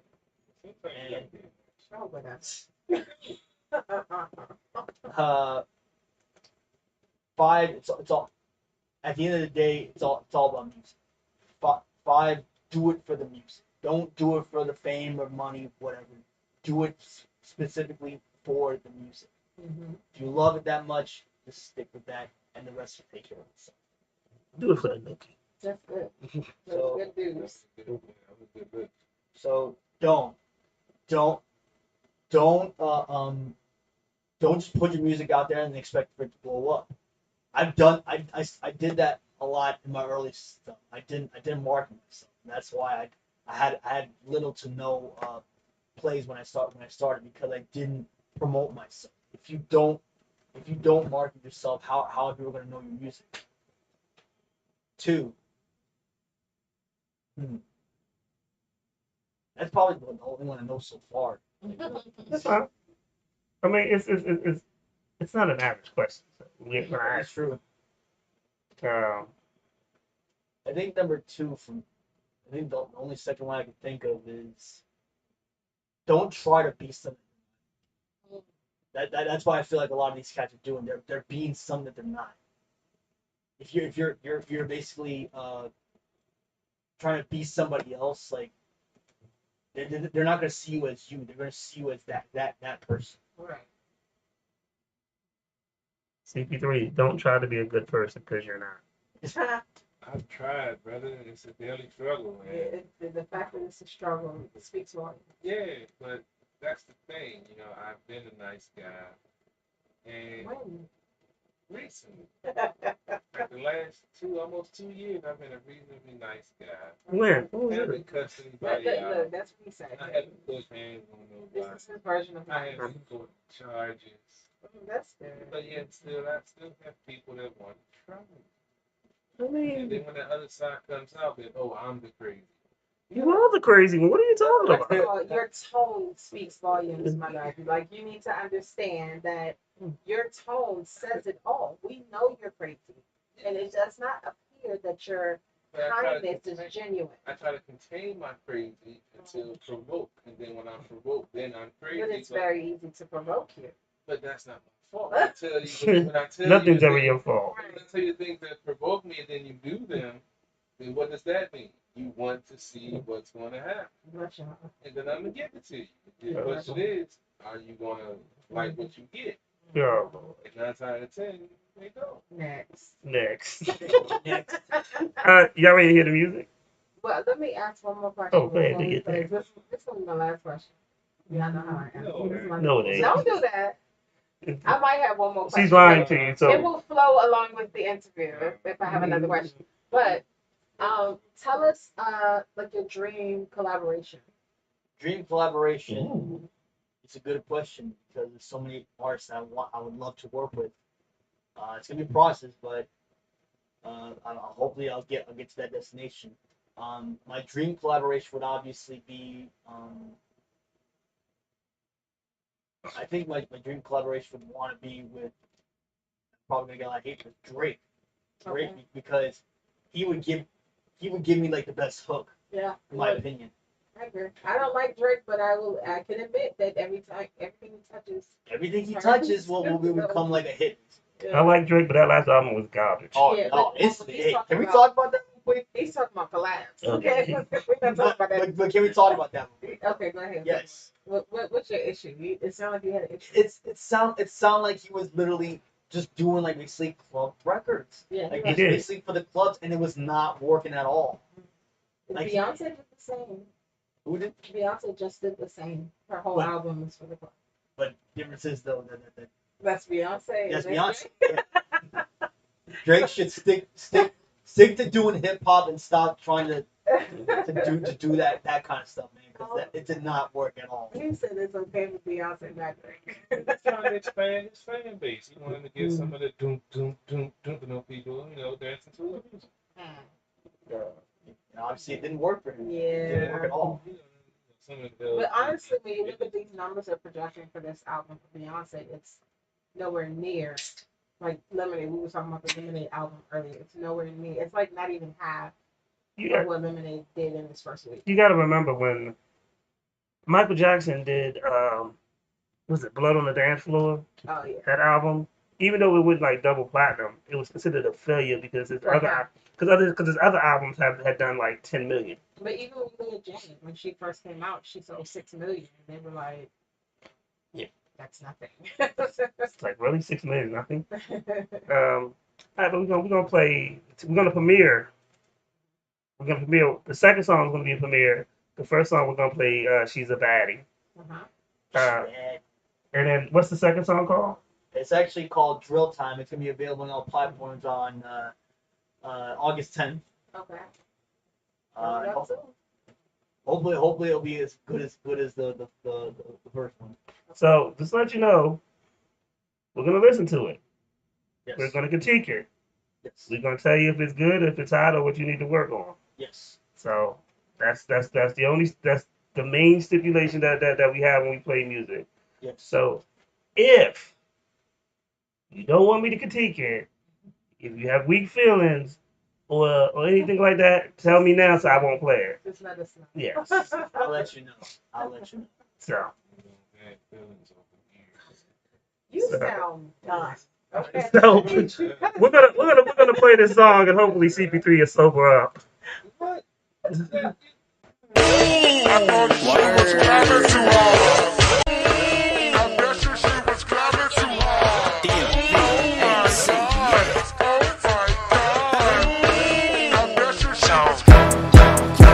She baddie, I know she baddie. Woke up knowing that she baddie, I know she baddie. So naughty, she call me daddy, she call me daddy. She so sweet, her name is Maddie, her name is Maddie. Yeah, yeah, she baddie, I know she baddie. Woke up knowing that she baddie, I know she baddie. Yeah, she baddie, I know she baddie. Yeah, she baddie, I know she baddie. In a daily, cause I really want her to be my own lady. Made me from the BK, but I'm still so big, I got saved, baby. Sipping in your girl, cause you're crazy. Broken on the heart, Haiti. Slipping that ass so hard, dug a hole, car, I'm not concerned about the safety. Getting the rough cause I want to. Give me everything you got. Broken or rough, still got to. Get some water cause I'm hot. Bring it down to a level. The blast to get a look on the devil. I don't want smoke, Spectre, breaking shit, I'm a rebel, ayy.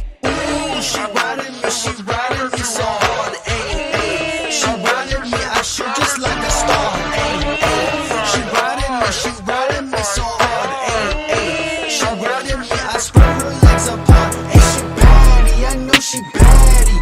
Woke up knowing that she baddie, I know she baddie. So naughty, she call me daddy, she call me daddy. She so sweet, her name is Maddie, her name is Maddie. Yeah, yeah, she baddie, I know she baddie. She baddie, yeah, she baddie, I know she baddie. Yeah, she baddie, I know she baddie. Bitch, yeah, what you wanna do? What you wanna do? Yeah, bitch, you looking on me, looking on me, looking me off. I wanna go quick, going down on me, Titanic, big as an iceberg, gigantic, going down on the Atlantic. Yeah. Don't wanna move as a stay in your lane. You one of my bitches, stay in your place. I'm not feminist, I'm just wasted. I love every woman, I'm thinking racist. She not basic, she looking tasty as a main dish curry. Put up on her Steph Curry, going down on just under 30. I have a girl scream my name, and once I'm famous, they'll be after my fame. Looking for clock, giving up all that pussy, having me licking for tasting like cookie. If I'm not famous, she will still fuck me. If I'm homeless, she will wanna hug me. At the end of the day, she will love me. Yeah. She baddie, I know she baddie. Woke up knowing that she baddie, I know she baddie. So naughty, she call me daddy, she call me daddy. She so sweet, her name is Maddie, her name is Maddie. Yeah, she baddie, I know she baddie. Woke up knowing that she baddie, I know she baddie. Yeah, she baddie, I know she baddie. Yeah, she baddie, I know she baddie.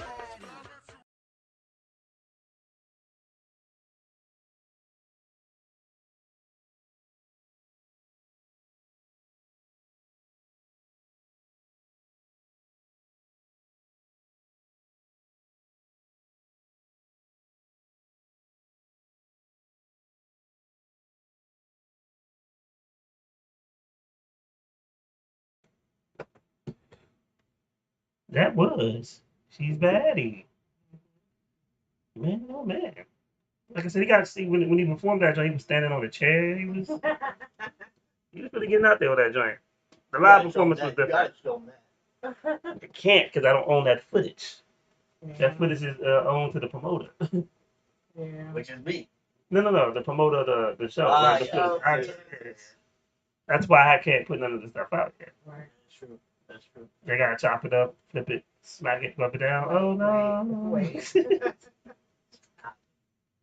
I'm sorry, that'll be the go. Yeah, I like the joint. I mean, like I said, it was good. It was catchy. I'm not a big go-go fan, to be honest with you, but it's something you know, hey, it's something different. That it was different.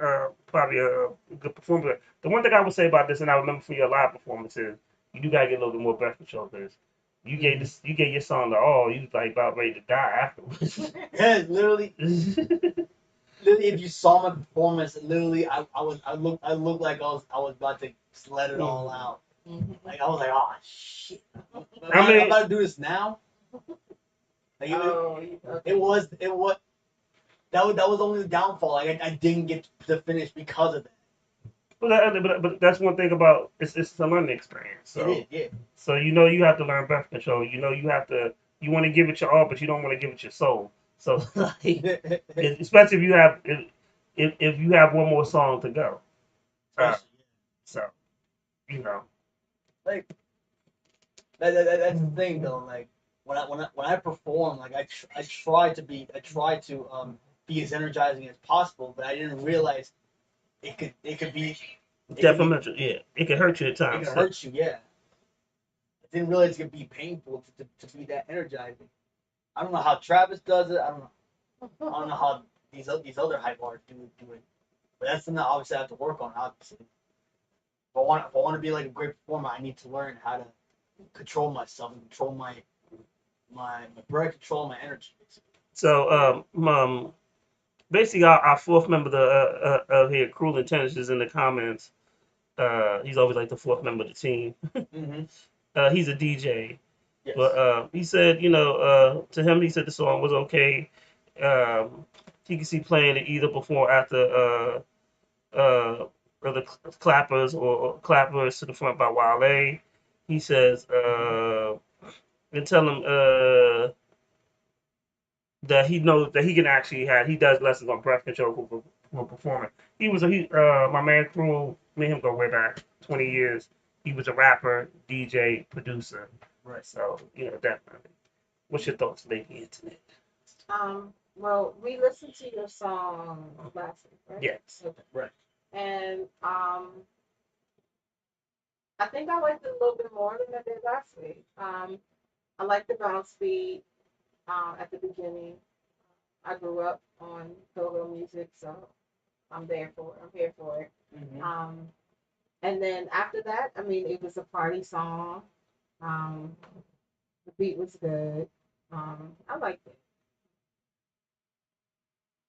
Yeah, I could definitely see, like you said, the folks in Martinis. They knew this song because got that bounce beat to it. And plus, I know the DJ 808, my little bro, he's in a go-go band, so I know he probably spinning that joint all the time. But it definitely had a nice feel to it. I'm a go-go head myself in the old days, and the bounce beat has grown on me. So I definitely did enjoy the track, and I could see it being played with some chicks sliding down the pole. You know what? Everything is a stripper song for you. Well, you spent 10 years doing security in the strip club. What do you expect? You I guess his lyrics would go. Yeah, He spent 10 years doing. It was really dedicated to DC girls too. That's why I wrote the song. Really. No, Yes, exactly. most of Exactly. it. Oh my God! And then he gonna encourage it. CP3 has already corrupted our guest. I felt it, man. I felt it, man. Bring out the sage. Bring out the sage. Bring out the sage. Right. I don't have any sage this week. I need it. You see what happens?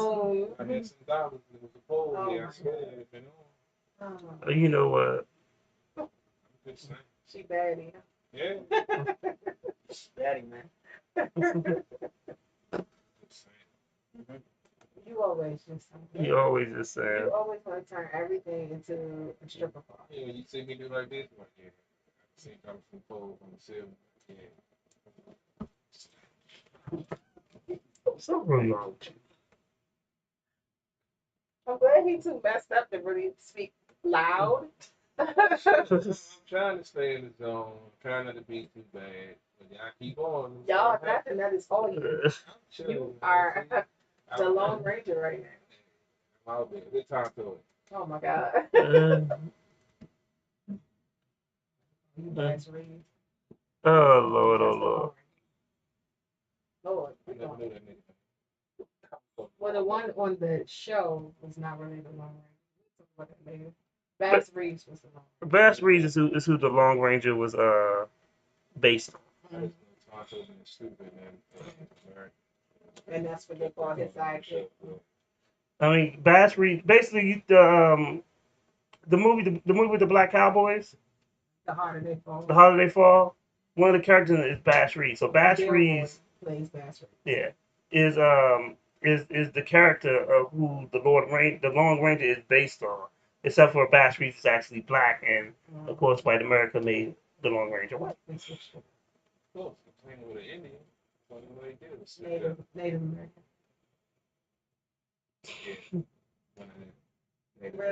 Whatever. Are we done with the history lesson? Yeah, I mean, Oh my God. No. We got another song to listen to before you start. Before you start, we got another song to listen to. Here we go. Oh, Lord. Mute the mics. Mute the mics. We ready for our next one? You ready?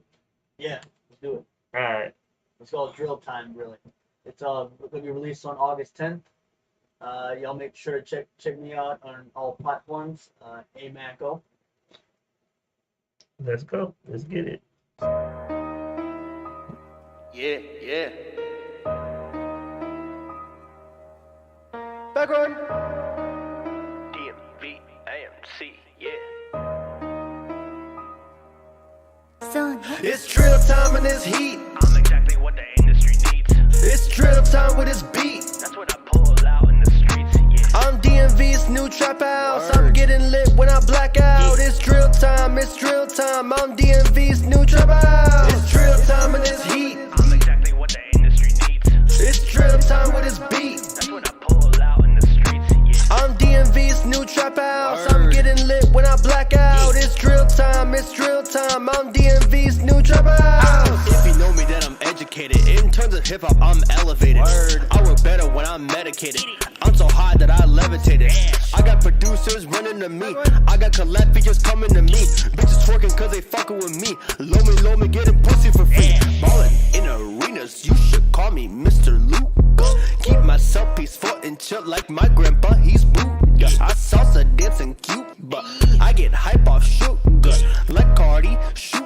I bet he boofing hookah. It's drill time in this heat. I'm exactly what the industry needs. It's drill time with this beat. That's what I pull out in the streets, yeah. I'm DMV's new trap house. I'm getting lit when I black out. It's drill time, it's drill time. I'm DMV's new trap house. It's drill time in this heat. I'm exactly what the industry needs. It's drill time with this beat. That's what I pull out in the streets, yeah. I'm DMV's new trap house. I'm getting lit when I black out. It's drill time, it's drill time. I'm DMV's new trap house. Now that DMV is full of trap. We got wannabe rappers and cap. Say that gang, man, you know it's a rap. Fuck that shit, cause you know that shit's cap. I don't talk cause I ain't about that life. That pussy talking, is that pussy high? He's such a bitch, he could be my wife. He claimed to be hard, but he don't hold a knife. I'm not trying to be from the ATL. I'm trying to be unique so I can prevail. ACDC, it's a highway to hell. Don't to my soul to make a record sale. I see my DMs to them whole hoes. If it's fake bots, it's a no-no. Trying to do everything solo.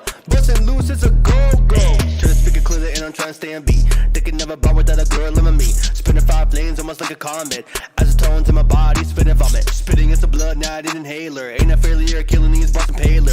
Attention just told me that I'm a savior. Cause my flavor's salty, I'm a waiter. It's drill time in this heat. I'm exactly what the industry needs. It's drill time with this beat. That's what I pull out in the streets, yeah. I'm DMV's new trap house. I'm getting lit when I black out. It's drill time, it's drill time. I'm DMV's new trap house. It's drill time in this heat. I'm exactly what the industry needs. It's drill time with this beat. That's what I pull out in the streets, yeah. I'm DMV's new trap house. I'm getting lit when I black out. It's drill time, it's drill time. I'm DMV's new trap house. It's drill time in this heat. I'm exactly what the industry needs. It's drill time with this beat. That's what I pull out in the streets, yeah. I'm DMV's new trap house. I'm getting lit when I black out. It's drill time, it's drill time. I'm DMV's new trap house.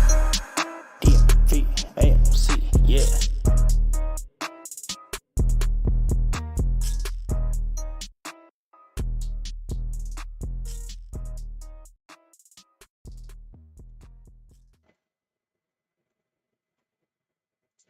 And we're back. What up, what up, what up, what up? Up. So we're back. You want to go first, Lady Anthony? Yes, I would like to go first. Thank you. So what I'm hearing is something that immediately when I started hearing the song, I thought of something that would be played during a game, basketball or football.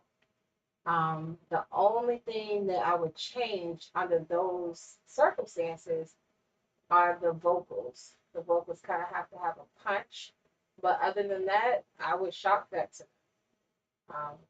They're gonna have to cut it up a little bit, but Yes, that is true. That is true. they're gonna have to cut it up a little bit. But I could that really when they're if you've ever been to a basketball or football game, Yeah. they play some Yeah. music. I can hear that. That is true, actually. Yeah. I can hear that. So I like it. I like the track. I like the beat. I like the hook. You smoke to it. Yeah. It smokes to everything. Sure. Gotta feel it. Man. I gotta feel it. I feel you, man. Yeah, I feel you. And I'm not sure the Bill vibe that I got from it. I liked it, but I didn't love it. But I liked it. Pretty much all I felt it, but I didn't really feel it like the previous, like the baddie joint. Right. I felt that. This one I didn't feel the same passion same that you one. had. Yeah. I feel like it was the vocals. The vocals, something it needs to come up. Yes. It needs to Yes. punch. You know. This is one of those times I actually agree with CP3. I think like she's a baddie. We can feel your heart. So remember we talked about feelings at the Right. beginning of the show. We talked about songs, and a good song has a great feeling. This song to me was a B-side cut. I don't know, strong enough to follow She's a Baddie because that song was so high octane and so energy. Right. Right. I don't think like even with the chorus wasn't as catchy as She's a Baddie to me. Right. Right. I mean, I think it's just a cool song. I think it's a song that necessarily I don't say it's a bad song. I think it's a good song, but it didn't pop for me like She's a Baddie. Right. Like She's a Baddie is one of those joints. Lady Antoinette said, you know what, I think I like it more this time when I heard it this time. Right. So, and then watching you perform it just made me even was like, yo, this shit's hot. This one was good, but it wasn't like, oh, this shit is hot. Right. It's not like saying it's a bad song, but Yeah. I think it could be. I think you could do more. Put it like that. Yes. I think you could do more. I know you're going to release it. Do put promotion behind it, but I think one of the vocals on it's like to what Lady Antoinette was saying, and the vocals on She's a Baddie was a lot clearer. However, I do know this is a way that they came from a wave sound, so it can be mixed, and the vocals turned up. I just think the hook is just not as strong and as catchy. Like, I can still hear She a Baddie in my mind, like even after they played. I kind of agree with you. I really don't see that as a good follow-up to, She's the Baddie. It kind of curtails the momentum that you have, going with that song. I think another upbeat, bounce beat joint, I think would follow up. I think that would make the transition a little bit better from going from that to this right here. I think that's kind of the contrast. It's kind of throwing it off. It's a big contrast. Yeah. Yes. It's a bit, and I'm not saying you shouldn't shouldn't have risk with your music, but when you do a risk, you want to be a calculated risk, because people are going to be expecting something else, and you want to make sure you deliver it. And your audience, listen to your audience, because your audience tells you. Right. The greatest thing I've heard 50 Cent said was he hate when people say, "I made this album for me." He said, "We made the album for you." He's like, "Boy, that shit up and throw it away," because when you make an album or when you make a record, you make it for your fans. Yeah. So go in the directions of what your fans is talking to and what your fans want. They say give the fans what they want. Yeah. We have to. But I feel strongly about, if you get them vocals like that. Yes. I mean, it's not like a bad song. We're not saying scrap it. Yeah, You know what I yeah. mean? But I'm saying, I think for that song, the best way to shop that is to hit those Like I could see a team doing this, doing drill.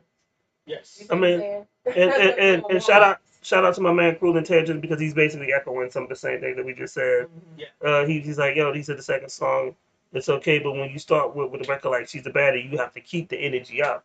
Right.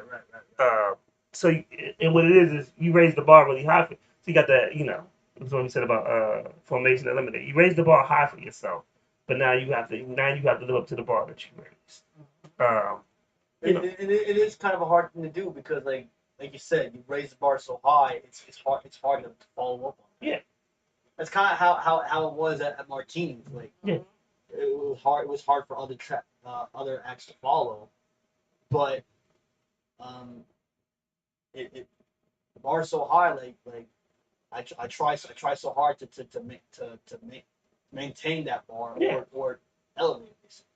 I mean, and here's the thing: it's always a learning experience. Like when we have these things, it's like, yo, honestly, it's we have conversations like this with up and coming artists because we want people to be prepared. Right. A lot of people ain't even prepared. They're not prepared for success, and they're just not prepared for failure. Mm-hmm. So they don't know how to cope with it. Right. So we tell these things, and we give constructive criticism on so that we can help build you and put you in the right head and stuff like that. Right. We never do this on the notion that we want to tear people down.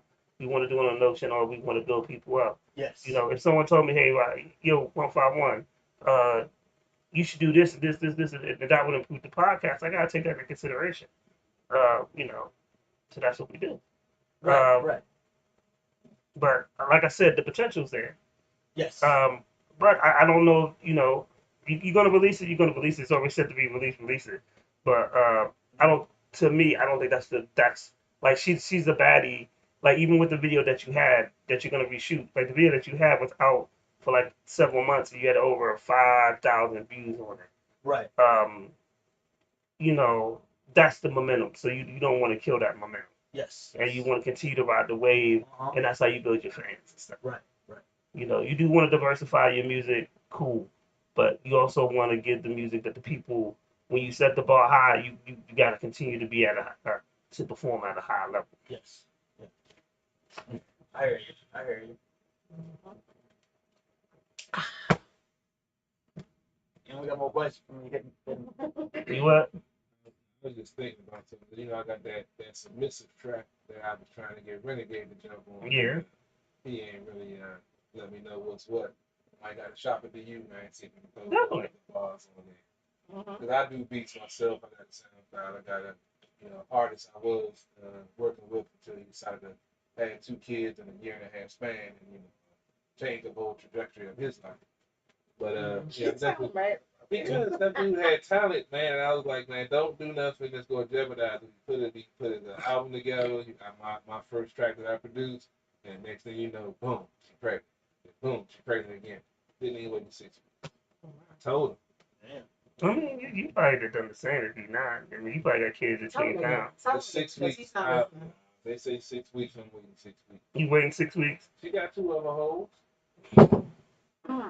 Now, so with that said, if only I could have saw Lady Antoinette's face. Just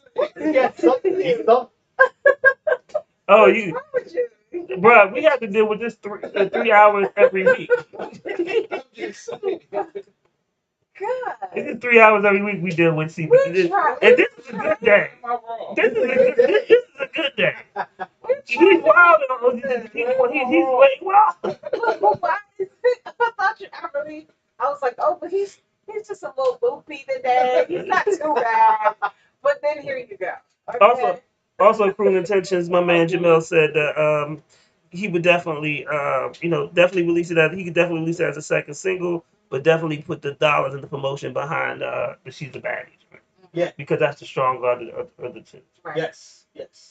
That's where I'm really focusing on right now. Is that single. Yeah. That's And a good one. I want to see if I can try to like I wouldn't say do the same thing. But I'm saying do something similar, like at least. Yeah. Just try to keep momentum. Yeah. Well, I will say, I appreciate you coming in and listening Yes. with us today because you bring an energy about you, and I like that. And then, you know, just make sure that you keep in contact with us and Yes. us posted. Yes. Of on course. where you're going, what you're Right. doing. Um, Mhm. Shoot 151 an email with Yes. your new stuff as it Yes. comes along, so we can Yes. keep up. CP3 would Spots like open to for go video. to the She's a Baddie video Let me shoot. know. I'll let you know, man. I'll keep you posted on that for sure, man. Because you definitely would be the vibe on that for sure.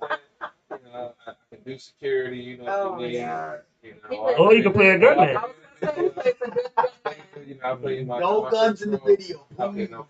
Yeah, no guns and or at the set. Or on the train. Anyway. We needed the prop. All right. Not whatever. This happened to be real. That's all. I'm gonna need to put that in the Yeah, put that, description.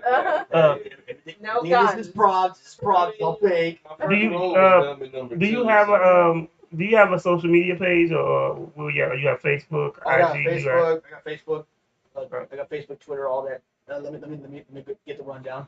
Obviously Facebook, A Mako. On Twitter, it's at AC_Mako, all caps. On Instagram, A_Mako703. It's spelled A_AMACO 703. And I got all other stuff like Snapchat and all that, but I'm not gonna get into that. I'll definitely shoot you all if I have a new single coming out and you guys can play that, or if I can come back to do another shoot so we can have another positivity vibe like this. Or Obviously. if you have a performance, let Right. us know. I'll let y'all know if I have another performance coming up. At the bar radio, y'all been very good to me. I'll keep y'all posted with what I'm doing basically. All I want to thank y'all for this opportunity. So. So we want to thank you for coming through. I love interviews that we can have great conversations. I like that too. You know, and I love interviews they bring music. Artists, when you come out at the bar, you can bring more than one song. We can play 2, 3, 4.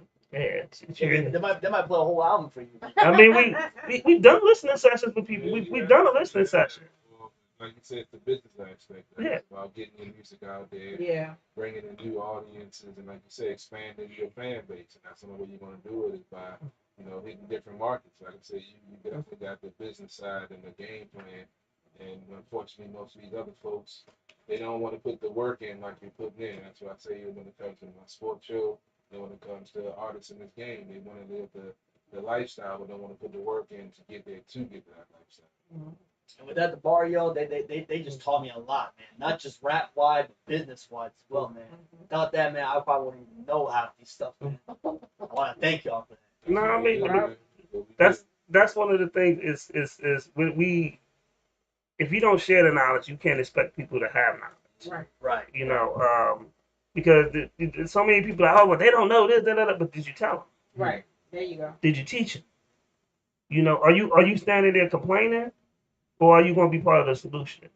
So we definitely are. We are definitely more on we're part of the solution. So we want people when we have these conversations to take something away from it, like hey, look at it like this, or expand like that, and we learn stuff from people too. So that's the growth and the evolution of the show. So definitely. Actually, before we go, we just said for them to. We just mentioned other artists. You can bring all your stuff. Just make sure your music is clear first. Yes. That's the key right there. Trust me, guys. I've actually been through that before, actually too. So take my word for that. Actually. That's true. That's real right there. Make sure it's clear first. All right. So you know what we haven't done today? Well, we haven't done that. We haven't played a music video. I knew you was gonna say it. So So we're gonna play Retro Rails joint. He just dropped a new video. We've interviewed him several times. Yeah. Straight out of Roanoke, my man Retro Rail dropped some new visuals, and you know. Wait, 63 is old and see now today. And I got a name sound familiar. Yeah, we definitely. Okay, he did the Mad Max video. Okay. There you go. There you go. I knew you could do it. You got problems.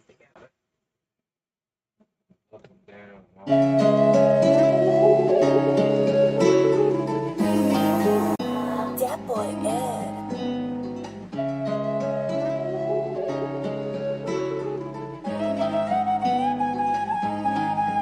Yeah, sometimes I put my heart on the front line.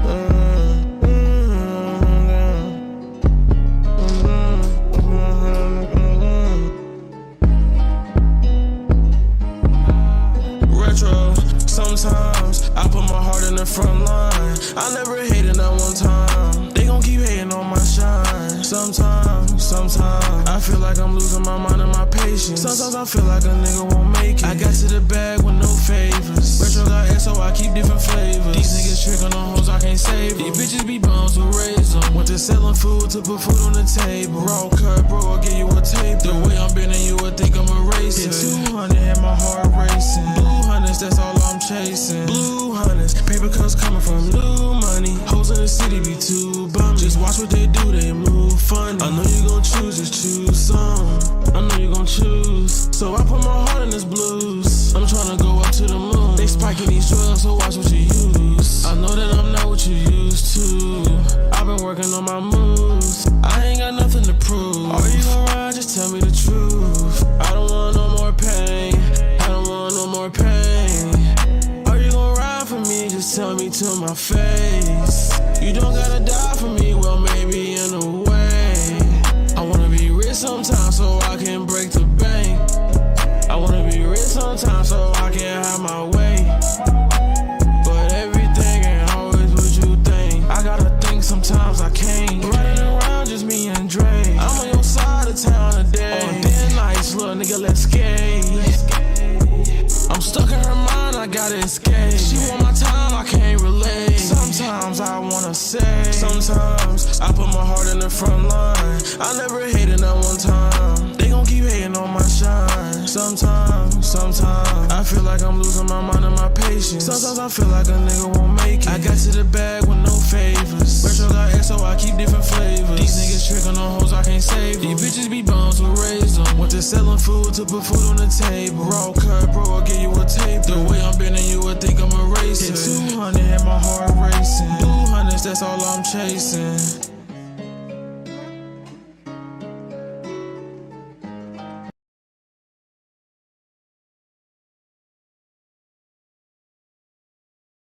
Yo, from Roanoke.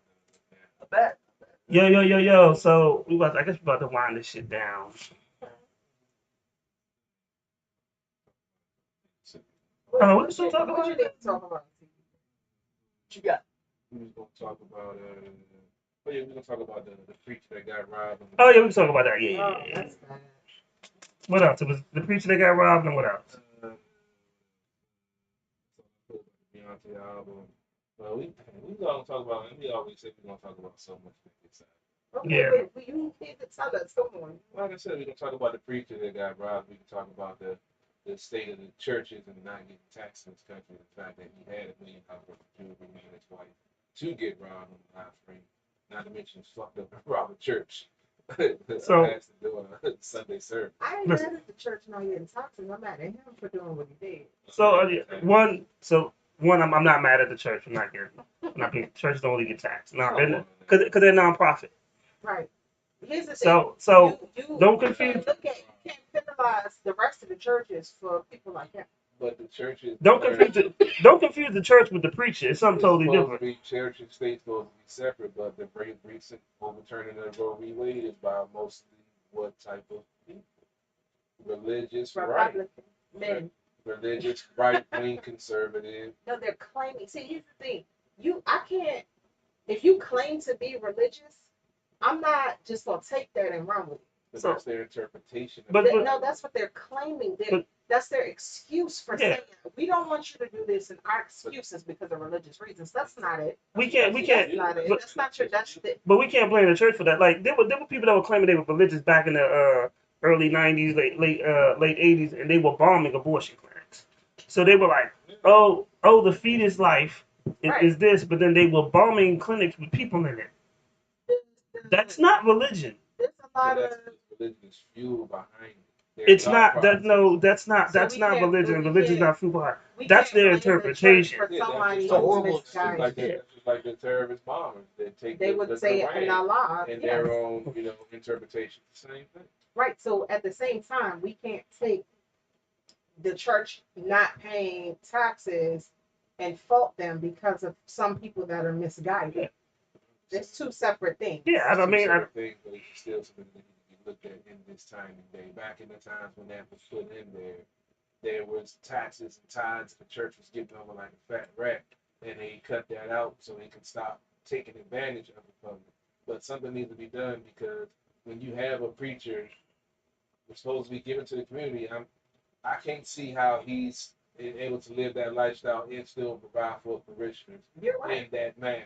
So meaning that man. But we know this isn't just one man. We know this goes on in a Right, this lot goes of on in a lot of across churches, this so country. we should crack down on that happening. Yeah, and the way to do it However, is by taxing and looking at their books and I seeing don't. what's going you- on. I Really. feel like outside of the taxes, I feel like if you want to, first of all, most nonprofit organizations, what you're supposed to do, you're supposed to submit your financials. I feel like people need to pay closer attention.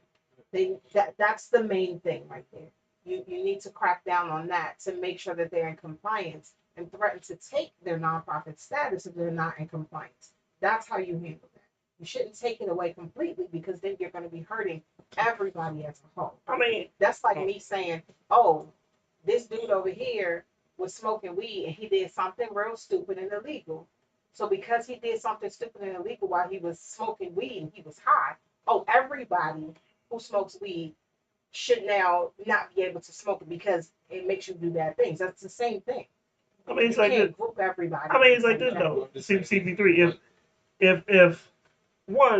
If you choose to follow a preacher that dresses like a rapper, they got more gold than your average rap star, then that's your choice. Right. However, that ain't the message in the Bible. Yeah, it's in- Right. But If your pastor is, yeah, if your pastor is Gucci down with all the most expensive jewelry ever, driving an insanely expensive car, not just like a Cadillac or something. No, I'm talking insanely expensive. Okay, something ain't right. I mean, the church has a again, that's his responsibility. choice. It's his choice. It's his choice, but you have to also look at the salary that has been provided to the pastor because the church is supposed to vote on those financials. You have trustees. There are a lot of things that are supposed to be in place within the church organization. So if you have a situation like that where some of these pastors have private jets, if you have something like that, then as a church, as a whole, something has to be done. So, but and honestly, we report on the negativity. That's what America does.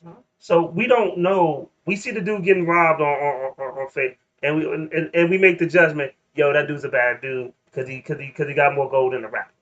Obviously, he gotta be corrupt. We don't know what he done did for the community. We don't know if they feed the homeless every week. We don't know if they're passing stuff out on Christmas. We don't know anything outside of the little bit of information that we saw. So I'm making my judgment, and I'm biased because that's my judgment. That's how I am.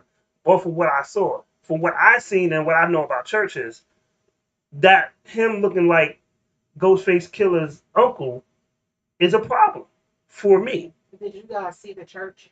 Like the if you watch the video, you can kind of see his background. Where was it? It didn't In seem Brooklyn. like Oh, it didn't give off that mega church vibe. You know? Yeah. It didn't give off that. So my question is he a pastor full time? If so, what did the church dictate his salary to be? Can he afford that on his salary? You see what I'm saying? It sounds sketchy. And I then mean- at the same time, the But pastor was flashy. I'm sorry, but no real man of God that I personally know is that flashy. I mean, growing up when I used to go to church and stuff, we went to a church and the house next door is where the pastor lived. The church owned the house, so the pastor didn't pay rent and stuff like that. But was it a lavish, luxurious house? No, but it was a free house. Yeah. But I mean, at the same time, So it's but I get it. I We get don't. it. It's one of those situations. So we don't, like I said, we're making an assumption because we're human and we can do that. But we're making an assumption on a clip that was like 2-3 minutes on IG. Personally, I wouldn't be walking around with that type of gold in New York regardless. Anyway, for me. In Brooklyn. I've had bad experiences in churches dealing with a lot of inappropriate BS and lies from the preacher and other stuff. Oh, I was about to say from you. We already know how we you left. When we moved down here from New York, we had to leave the church because the pastor made a pass at my mother. Yeah, See, I can beat that too. But it's not. But it's not a competition with that. It's something. sad. But unfortunately, one thing that people have to understand is that a pastor is a man. You should have higher standards than what we have as other people because you're the one that's tasked with leading people into a certain direction, which is considered the right direction. You know, biblically speaking, if you're a pastor, that's your job, that's your responsibility. But when they mess up, you can't be but so surprised because at the same time he's still a man. I mean, But he's seen as a bad guy because, again, you said he's a preacher. And he's flashy. Yes. So if he does that, then you automatically assume that. I mean, I know a pastor that they used to counsel couples and then sleep with their wives. And that's it. But again, he's a man. Unfortunately, like I said earlier, you have a lot of misguided people. Huh? I mean, we've heard of these stories. Yeah. I mean, look at the Catholic Church. We heard a lot of stories. Oh yeah. This late 80s, early 90s, he was on TV for that shit. But I mean, unfortunately, we will have these type of things. So at the end of the day, they're human. And real talk, I wouldn't. That's not. I don't have that calling to be a pastor in any capacity because that's a lot.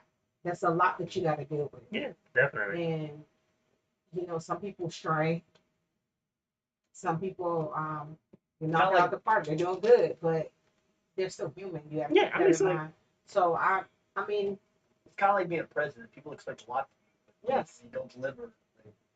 Or when you mess up, they automatically blame you. I mean, it's like being a celebrity. You're held to a higher standard, and when Yes. you fall, you fall. Yeah. That's what I'm not looking forward to being a celebrity. People are gonna have high expectations of me. Yeah. Well, when you're in any position of leadership, or if you have a certain amount of power over a genre or people or a situation, and you have a say so in something, they're gonna look at you in a certain way. Definitely. So unfortunately, his stuff may have, it hit the fan in front of everyone, and they were live streaming. I mean, that was pretty bold for them to rob him while he was in the middle of a sermon. I mean, I want to know what that was about. Like, Because they've been watching. right, but to do that, I mean, me personally, if you believe in God, you shouldn't do that. Even if you felt like the man was corrupt or too flashy, I just wouldn't do that. I mean, it's That's still a church. He's probably said about a church member, to be honest with you. You said But what? it's still a church. Well, people thought they knew it in the back. Dude in the back is And he was sitting chilling. He was really calm, or he was frozen with fear. I'm not trying to necessarily say, but it was kind of. He was probably set up. There. He's probably set up. Yeah, but it was unfortunate to see. It is what it is. It was, but it's also a life lesson too. That material things shouldn't define your shouldn't define your character. I remember saying something to someone that I knew, I'm not naming names, but someone was very deep in a certain lifestyle, and they started to be flashy.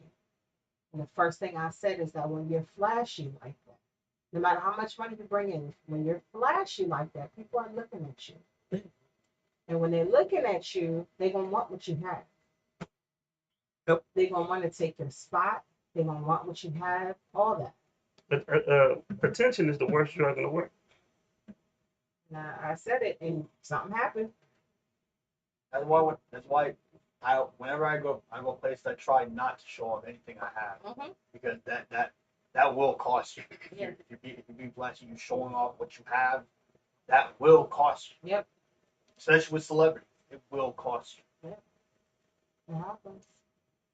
So CP3, you still thinking of doing the OnlyFans? Thinking about it, man. You know, times is a little hard right now. He's sweating. He need a fan. No, I'm you're not. glistening. You glycerin. Glistening. Nigga, what you, a turkey? You need a roller. I'm baking. So, I'm still thinking about it. Times a little hard right now. So they got to do what they got to do. What if they got a foot fetish? You can start showing your feet. I ain't looking at toes. I'm telling this shit, dog. That ain't happening over Well, I told you, you wanted us to support. I'm not subscribing. I'm sorry. You have to subscribe and send some my way. Shit. Okay, then I can send. Well, I tried to do that. But you know what? I'm not helping you with nothing else again. You want to subscribe to his OnlyFans? No, I'm not going to see that.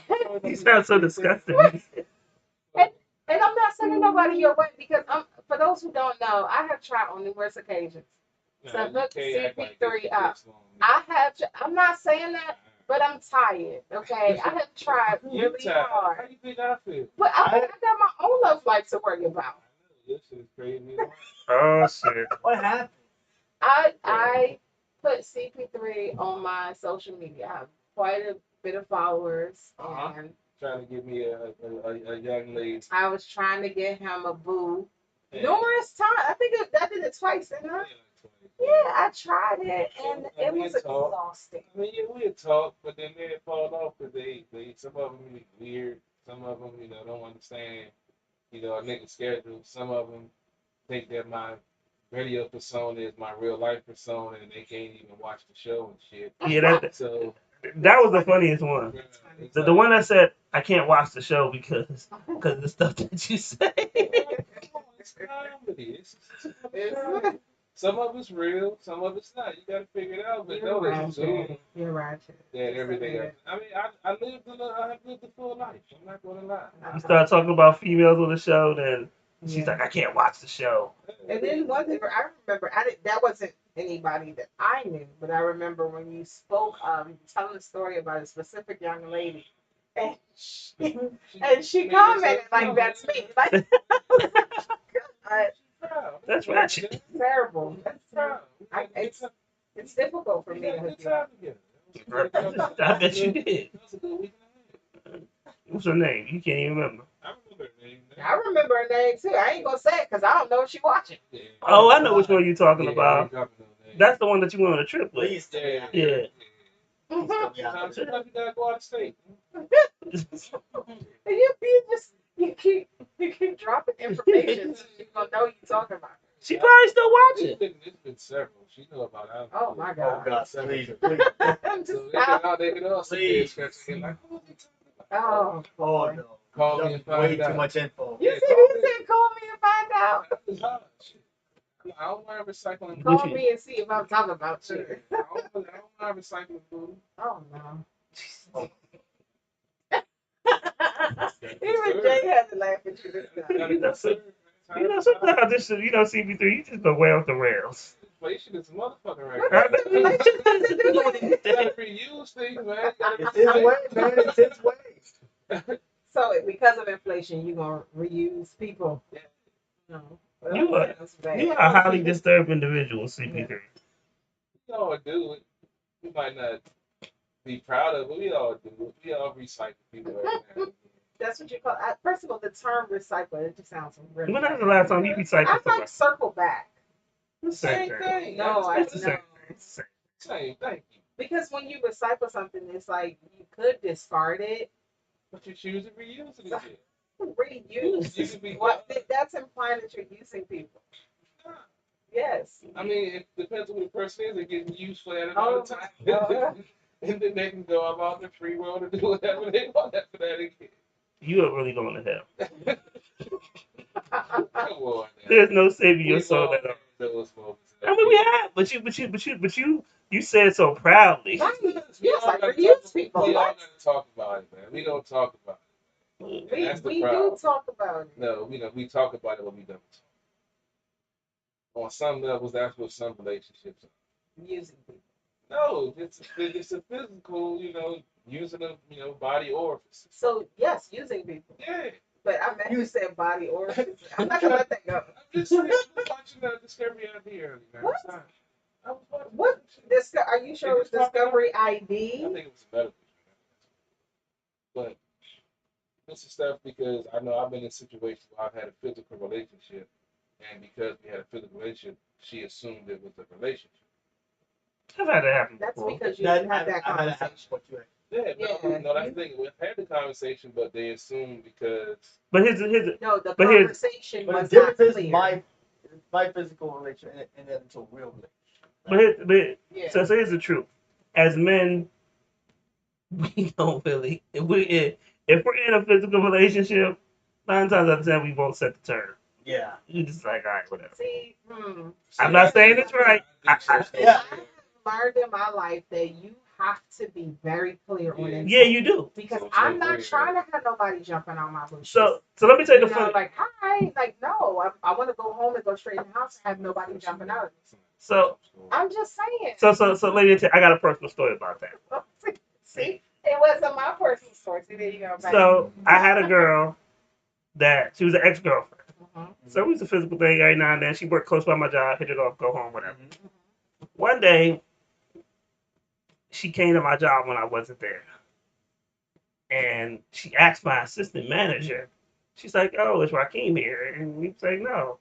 She's like, oh, well, tell him his girlfriend came by. And then my assistant manager laughed in her face. Because she knew that it wasn't the girlfriend. Yeah, exactly. So then she called me on my phone with her girlfriend on it and was like, well, he called. I went by your job and your employee disrespected me. And I was like, well, what did he do? And when she told me the story, Why are you saying that you're my girlfriend? and I was just like, first of all, Why are you stopping by my job? that's the first Why thing. is And then I was just like, yo, when we should think we were related. I said, when you with a whole nother nigga 2 months ago? Oh. And she was like, yeah. And I was just like, so what would make you think we're outside of just, yo, we call each other, I hit it off every now and then, whatever. And she was just like, well, and her friend was like, I told you he wasn't shit. I was like, and I'm not, and neither are you. So why I said, why are you even on this call? But at the same time, when I think about it in retrospect, I didn't define the relationship. Yeah, and that's the problem. I will say this. If you're dating law enforcement, Oh, damn. please make sure that you set those parameters of the relationship, number one. Because they have a gun. And number two, answer their phone calls. So you cannot ghost them because you will end up getting pulled over randomly. They will find you. A nigga knows. So They have your number traced. so how do you know about the pullover? I just know. If Please you're tell dating a story. someone that used to be with someone that was in law enforcement, I'm going to tell you this, and I'm serious. Get the fuck out now. Because these law enforcement folks, when they find a chick, because they have the mentality that they don't know if they're coming home at night, so they into some freaky shit. So when they find a chick to do that freaky shit with them, they don't like letting them go. So I found one. I can't tell my story now. Thanks. Because you just Please made tell your story. Because now you just made you the freaky shit. I don't know about yours. No, I have to be looked at as. This is from my experience. I don't know about her. But you were speaking in the blanket term, so now if I tell my story, Now you're the everybody freaky gonna be chick. like, well, what was she doing? So next week they'll be calling you Freaky Chick LA Internet. She just came back from Rubio. Oh, don't do me like that. Hey, why are you exposing her like that? I came back from Aruba, but that means nothing. What? What you think happened in Aruba? Nothing. Oh no. I did not come back different. I came back the same person. I just had a little bit of the same, not even a whole lot. I don't like him. You ain't got your knife on you today, huh? I do. Still got insurance. Huh? Still got insurance. You do? Mm-hmm. Oh, what kind of insurance? Oh, that's nice. I got a couple of types of insurance. I know. Everything is support. That's cool. What you mean? I didn't say I was gonna do anything to you. So real talk, we do need to set up to go to the shooting range with Pretty Shooters. Yes. She's been doing some classes and stuff. And I told her once I come back from Aruba. So we do need to set that maybe for September. Yeah. Okay. What happened? That's what I thought you said. Lord. And then also the 14th they're doing an appreciation cookout. So shout out to my man George from DMG. We're gonna do give away some awards to people in the community at this cookout to give them their flowers. So that's what we're talking about. People who've done activism, people who do just helping the homeless, stuff in the community. We want to give them their flowers like while they're alive and stuff like that. Man, that doesn't sound like the whole Axel fellows. But we want to be able to celebrate people when they're doing right. Right. And I think we don't do that enough, to be honest. You're right. So. Yeah, cookout's a great idea. Yeah, it's going to be August 14th. Nice. And then this Thursday we'll be in New Jersey for the Certified Indie Tour in Jersey, and then I might stop by then. I might. And then And then hopefully, we can share some stuff for Sunday because we will both be somewhere on Saturday. Am I right? Oh yeah, that'd be dope. We'll talk off here because he didn't forgot. Yeah, we see you on Jupiter. You look spaced out right now. Food, right? Okay. Oh, wait. Yeah. Oh. Oh, no. Why did you say anything? Is it a $40 night or what? Oh. Don't you go missing after leaving. You know it's inflation, man. 55, man. We need you to send us a message to let us know Oh, no, when you I'm make going- it to I'm your going straight destination. Hey, we thought that before. Yeah. I told you I wasn't going straight. Nah, I but wasn't expecting to be 3 hours there. But yeah, I made it home. Eventually. Yeah, 3 hours later. I'm always gonna make it home. That's what my ex is always doing. I'm gonna make it home. 3 hours later and $40 shorter. I'm home. Or actually, all I remember was I came home. I just remember looking on social media and the pictures like I just made it home. I remember that night. I was trying. I don't even know how the fuck I ended over in North Beach. Yeah, 151 and Jack Daniels will always do it. No, was it Jim Beam? It was Jim Beam. Jim Beam. Yeah. I feel like I need to once I cycle through these bills again, but I feel like I need to get a bottle off from theirs. But these bills have been kicking my ass. So there was an issue with supply and demand with Uncle Nearest. So that's why it's been out for a while. Yeah, it's been out, but it's back. So good time. And also, I have a couple of potential females to look at for the cover of the mixtape that I want to put together for the At the Bar mixtape. Jeez. So, This one right here popped up. yeah, I want to do the Fuck Being Sober mixtape, and we're gonna distribute through with DMG and stuff like that. We're just gonna make sure we pick the right artists to be on it, and then we'll shoot a video for the first couple singles. Right. So, but I want to get the cover done first. Right. So, in the cover, I want to do Fuck Being Sober. I want to get basically a couple of black-owned liquors. There's a lady that has a tequila that lives out here too. And you know, Big G just did his Cutwater. Yeah, so we definitely want to, you know, support that stuff. That's being sold in local stores. So, all right, so let's end this with a video.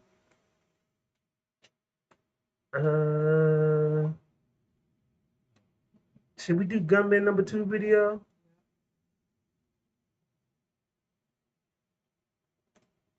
All right, we're gonna do Money Combo. We about to be out. See y'all next week. Yeah, see y'all next week. Shout out to Gunman number 2 in this video.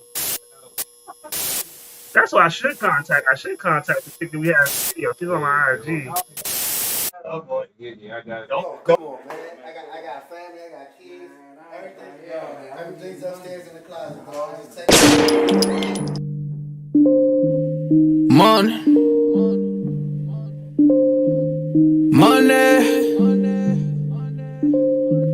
I love that money.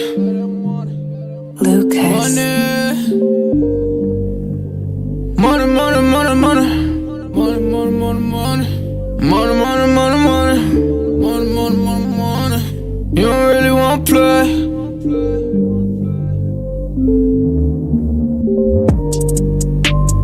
Money, money, money, money's what I'm talking about. We don't really know what you been talking about. You don't really wanna play. You don't know what to say. It's money, money, money, money, money's what I'm talking about. We don't really know what you always been talking about. And I don't wanna be the one who always really talk about. And you don't really wanna play. You don't know what to say. Cause money, money, money, money, money's what I'm talking about. Money, money, money, money, money, make you shut your mouth. Don't never ever talk about it if you never had the clout. You don't know what to say, stay up out of my way. Cause money, money, money, money, money, make me shut them off. Keep playing with these goonies, boy, I'm gonna have to make the call. Stay in bounds on your pivot, boy, if you gon' ball. Cause a lot of niggas be fake, and you really can't play. Cause we done got it out the mud, nigga, what you talking about? Screaming, oh my God, money got me pride. They living a lie, look into my eyes, they might seem surprised, this is homicide. We just multiply, we been on the rise. If we got some wings, fuck it, we gon' have to fly. Money, money, money, money's what I'm talking about. Day in my life, I take me a different route. And use all my case, niggas on my face. You can get erased, what you talking about? Money, money, money, money's what I'm talking about. We don't really know what you been talking about. And you don't really wanna play. You don't know what to say. Cause money, money, money, money, money's what I'm talking about. We don't really know what you always been talking about. And I don't wanna be the one who always really talk about. And you don't really wanna play. You don't know what to say. Cause money, money, money, money, money's what I'm talking about. You never crossing these borders. I'm whipping it up, Gordon Ramsay. I swear that I'm cooking these orders. You talk about me, you better just hope that you can just really afford it. I'm ballin', I'm ballin', I'm winning, I'm winning. I'm feeling like Robert Tahori, nigga, I'm scoring. I count in the morning. They talk about me, then I gotta ignore it. My bitches be foreign, so independent, my money be corporate. These raps is boring. You hate me and I'm always gonna adore it. I'm smoking that soaring. She always go ahead and let me explore it. I call her my Dora. You can go and talk about me, I ain't flawless. I go put my all in. If a nigga talk about me, then I'm gone in. You know that I'm gone in. Jump in, take trips, Pompeii. All day, always keep 3 stacks like Andre. I get it, I get it, I get it, I get it, man. And you can never, ever, ever get rid of that. So watch what you say, and watch how you do. If you playing the game, then you play by the rules. Money, money, money, money's what I'm talking about. We don't really know what you been talking about. And you don't really wanna play. You don't know what to say. Cause money, money, money, money, money's what I'm talking about. We don't really know what you always been talking about. And I don't wanna be the one who always really talk about it. And you don't really want play. You don't know what to say. Cause money, money, money, money, money is what I'm talking about.